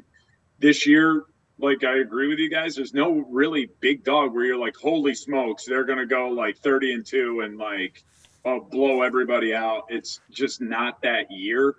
There were years where I coached where Wash U was that. You could see Wash U being as good, and they won national titles.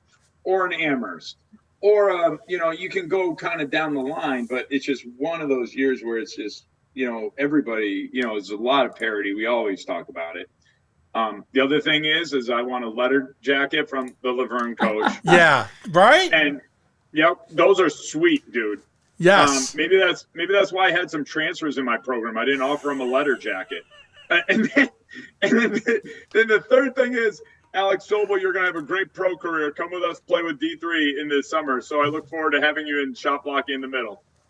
You need to make some phone calls, sir. That's all I've got to say. Expectations are high for that D3 team. I'm just saying. Don't worry. I'm working behind the scenes. Don't worry. You got to quit showing off guys in that one game you've been getting, and then see them all transfer to other programs in that tournament. That's all I'm saying. That's what I'm noticing. There's a lot of things that go on behind the scenes that I will talk about behind. But there's a lot of allegiances. We run deep. But no, I'm excited to see kind of where we're at. We'll get into it later, but a lot of good things. I think regardless, Alex Sobel is playing the player of the year. And I think he really is. He's going to just the demeanor of what he plays. A 6'8" guy diving on the floor, that is scary. When he's playing with that level of intensity, that is scary because basically, if you're one of those little shrimps kind of around there, you're going to get rocked. So he's been playing aggressive. So I'm looking forward to seeing his career because he's the type of kid that can have a pro career for 10 years if he took care of his body the right way. If he breaks out the knee pads, go running. That's all I'm saying. You. Don't bother suiting up. Guys, really appreciate it. True. Hey, guys, thanks. Really appreciate it. Take care of yourselves. We'll talk to you soon. Be well. Mike Rejniak and Akiva Poppers joining us on the Blue Frame Technology Hoopsville Hotline, part of our top 25 panel for tonight. I was going to take a break, but we're so late. I'm just going to wrap things up at this point. Great show, great segments, great conversations to be had, to say the least. It was a fun show. Look forward to continuing this throughout the rest of the season. A reminder, we will be on the air this Thursday at 1 o'clock Eastern. We will have both national committee chairs on the show, Sarah Quadracki on the men's side and Meg Wilson on the women's side. They will be on together. We will talk about the what's ahead for both men and women, any nuances between the two. Of course, the women are playing in Dallas for the national championship this year, which means Trinity, Connecticut, who's the host of the semifinals, will only have the semifinals. So we'll talk to both of them about those nuances, anything that we should know about in terms of regional rankings, which are around the corner, believe it or not. The first ones will come out on February 8th. Actually, February 7th for the men, February 8th for the women. And any questions that you may have. So make sure you get us questions. You can email them. That's the best way to get them to us. Hoopsville at d3sports.com. That is Hoopsville at d3sports.com. That's Thursday's show. We'll also have some other guests as well, but they'll be in the first hour of that show. And so we look forward to that. Also, big announcements on the show in terms of programming. Obviously, we have announcement as we get closer to the marathon. We'll have announcements when we get closer to Selection Sunday and Matchup Monday and all of that. But stay with us. There's some big announcements coming on top of that. And I mean this seriously, folks. I don't say this tongue-in-cheek, but if you'd like to sponsor, advertise, if you'd like to donate, contribute, partner, invest, whatever in this show, please get a hold of us as well. We are going to be setting up something, I hope, for the final month for everybody who has contacted us. Also, on top of that, we're going to have one more hopeful run at T-shirts. We're coming up with some new designs to see if any of you want to dive in on those ideas. They all help benefit the program. So that will be coming as well. Lots of stuff. So stay with us. Follow us on Twitter at D3Hoopsville and hashtag Hoopsville. You can follow us on Instagram as well at D3Hoopsville there. We just haven't been using it as much to promote the show due to the challenge with links. But we may get back to that here in the final 5 weeks of the show. But, of course, you can also follow us on Facebook, facebook.com/Hoopsville as well. Mark, thanks for tuning in. I really appreciate it. And Aunt BJ, yourself, she's one of our biggest fans. We always like to give her some love. Travis says, how does the C2C get away with playing so few league games? Travis, there's no rules in anywhere in the NCAA that I'm familiar that you must play a certain amount of conference games. That just does not exist. That's why that is what it is. They're not the first by any stretch of the imagination. There's the now defunct, what was it, ACAA? What was the name of that conference? Basically what merged with the old CAC that created the C2C. But really, if the UAA wanted to, I'm just randomly picking the UAA. If the UAA wanted to, they could say, listen, we're not playing any conference games. Instead, we're going to be novel. We're just going to have a conference tournament at the end of the regular season. That way it cuts down on the mandatory travel that we all must make across the country. And so at the end of the season, all of us will get together. We'll determine our seedings based on top 25s, Massey, and some other concoction. And we'll play out for an AQ that way. Okay. That's what they can do. There's no rules against how many conference games have to be played. Understand, that's a disadvantage to the C2C. There's a disadvantage in multiple ways. First off, you have to schedule your entire 25-game schedule. There isn't a chunk, let's say 2/3 on average, that is already taken care of for you. Most coaches know that 2/3 of their schedule is done by a conference office. They will receive it. If there's any issues, they'll certainly take care of those on an individual basis. But that's it. Now they're scheduling the other third or a quarter or whatever. There are some in the NESCAC who have to obviously schedule more than that. It's a little bit more flipped. In the C2C, for the vast majority of those teams, pretty much all of them, they have to schedule every single game, period. So that's a huge disadvantage. And if you're a school like Christopher Newport, you can't go and just play anybody as much as you'd like to. You have to craft a schedule that's going to be very good when the conversations come to at large. It comes to hosting. It comes to positioning yourself in the bracket. So that's that. They're actually making it harder on themselves. But let's be honest, they're not going to play a conference schedule. They're not going out to Santa Cruz. They're not going to mandate that everybody go out to Santa Cruz to play a game. They're not going to mandate Santa Cruz travel to everybody else to play a game. So there's no rules against it. There's no rules anywhere that I know of in the NCAA, and I could be wrong. Now, conferences could have rules about certain things, but as a division And as a bylaw of the NCAA, that does not exist. The conferences are allowed to create a conference that they want as long as the parameters of the conference are fit whatever the division rules are on conferences. And scheduling is never, that I'm aware of, been a part of that conversation. Ever. So they're not getting away with anything. They're making it harder on themselves. And then they will have a conference tournament. It's at a predetermined site. On the men's side, it's at Mary Washington. Or actually, maybe it's the women's side's at Mary Washington. I'm not sure where the men's is this year. Maybe it's at both, but I've forgotten. And they'll determine who's going to that based on whatever they determine. So you may think they're getting away with it, but they're not. They're not getting away with anything, and it's hard. That's a very difficult thing. The other thing, too, now is Christopher Newport has played... Hold on, I'm checking my top 25 here. They have played 20 games already. We have 5 weeks left in the season, and they will play 5 or 6, maybe 7 more games total, with 2 or 3 of them coming in the final week. So for Christopher Newport, we actually will call up their schedule right now. Christopher Newport men, right now, played 20 games. They will play on the 28th against Salisbury. That's in 5 days. Their last game was 7 days ago. So they're going 12 days between games between Eastern Nazarene and Salisbury. Their next game after that is 3 days later against Mary Washington. Those are former CAC members, all part of the same group. Then 3 days later, they happen to have a home game against UC Santa Cruz. Then a week later, they'll play a game against Salisbury. And 4 days after that, they'll play Mary Washington. All conference opponents, by the way. But that's it. They have 5 games left in their schedule between now and the 15th of February. And then they'll play a conference tournament. That's tough. That's doing it the very hard way.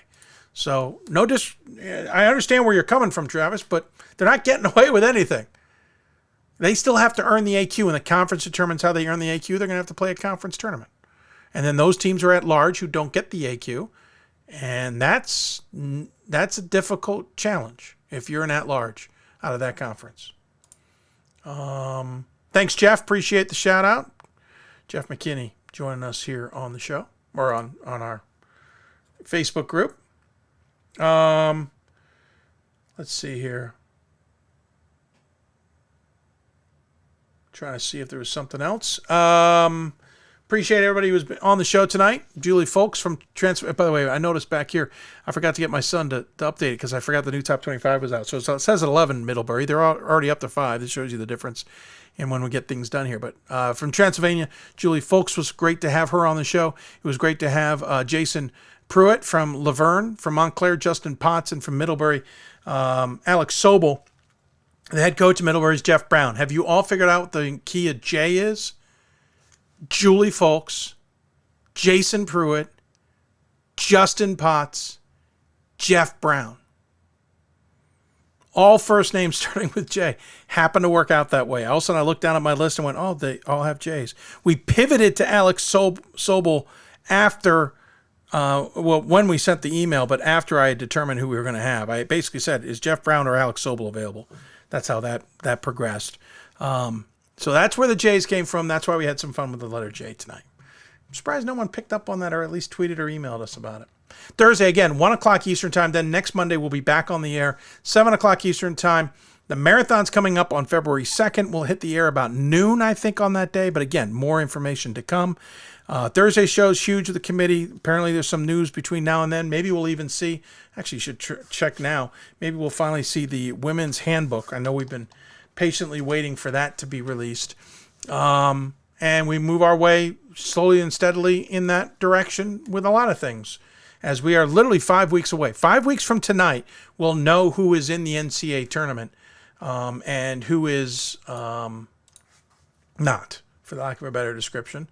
So looking forward to seeing how all that plays out, because there's a lot between now and then of how it's going to play out. Sorry, I'm trying to get to the committee's home because I just want to see if the women's thing has been released yet.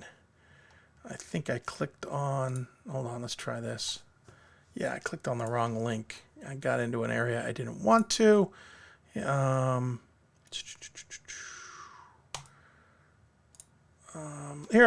it is. Sorry, I didn't look far enough to find the link I wanted. Here it is. We'll call up the women's basketball. I'm not expecting their handbook to be in there. I know there were some errors in it they were trying to clean up, and they had a deadline of the 31st and hoping. Oh no, it's out. New championship manual is out on the women's side. So there you go. It is out, and so both men's and women's handbooks are out. Pre-championship handbooks are out, so you can peruse those as you see fit. And there you go. Also, thanks to the SIDs who helped out. I know SID week technically goes through Tuesday, but David Jordan at Laverne, Allie at Middlebury. Thanks to your help, everybody, for that. That was wonderful. Also, Casey at Transylvania, thank you for your help. And Patrick at Montclair State, I want to thank him for his help and their staffs for their assistance in helping us with the show tonight. Really appreciate it. And it's great to work with all the sports information director, athletic communication directors out there across Division III as we try and do our show and do our work. For that, we'll wrap things up. We'll be back on Tuesday, 1 o'clock Eastern time. Look forward to having you and talking to the committee chairs. Remember, get your emails in if you have questions. We'll try and get to them if at all possible. You've been listening to Hoopsville, presented by D3Hoops.com from the WBCA NABC studios. Major thank yous to the Women's Basketball Coaches Association, National Association of Basketball Coaches, along with D3Hoops.com, and Blue Frame Technology, along with Huddle. Appreciate their assistance with our program, and we hope you enjoyed it. And thanks to you fans for tuning in and enjoying it with us. Remember, if you want to talk Division III basketball, you've got to listen or watch Hoopsville. Thanks for tuning in, everybody. Hope you have a great evening. Enjoy the rest of the week. We'll see you on Thursday.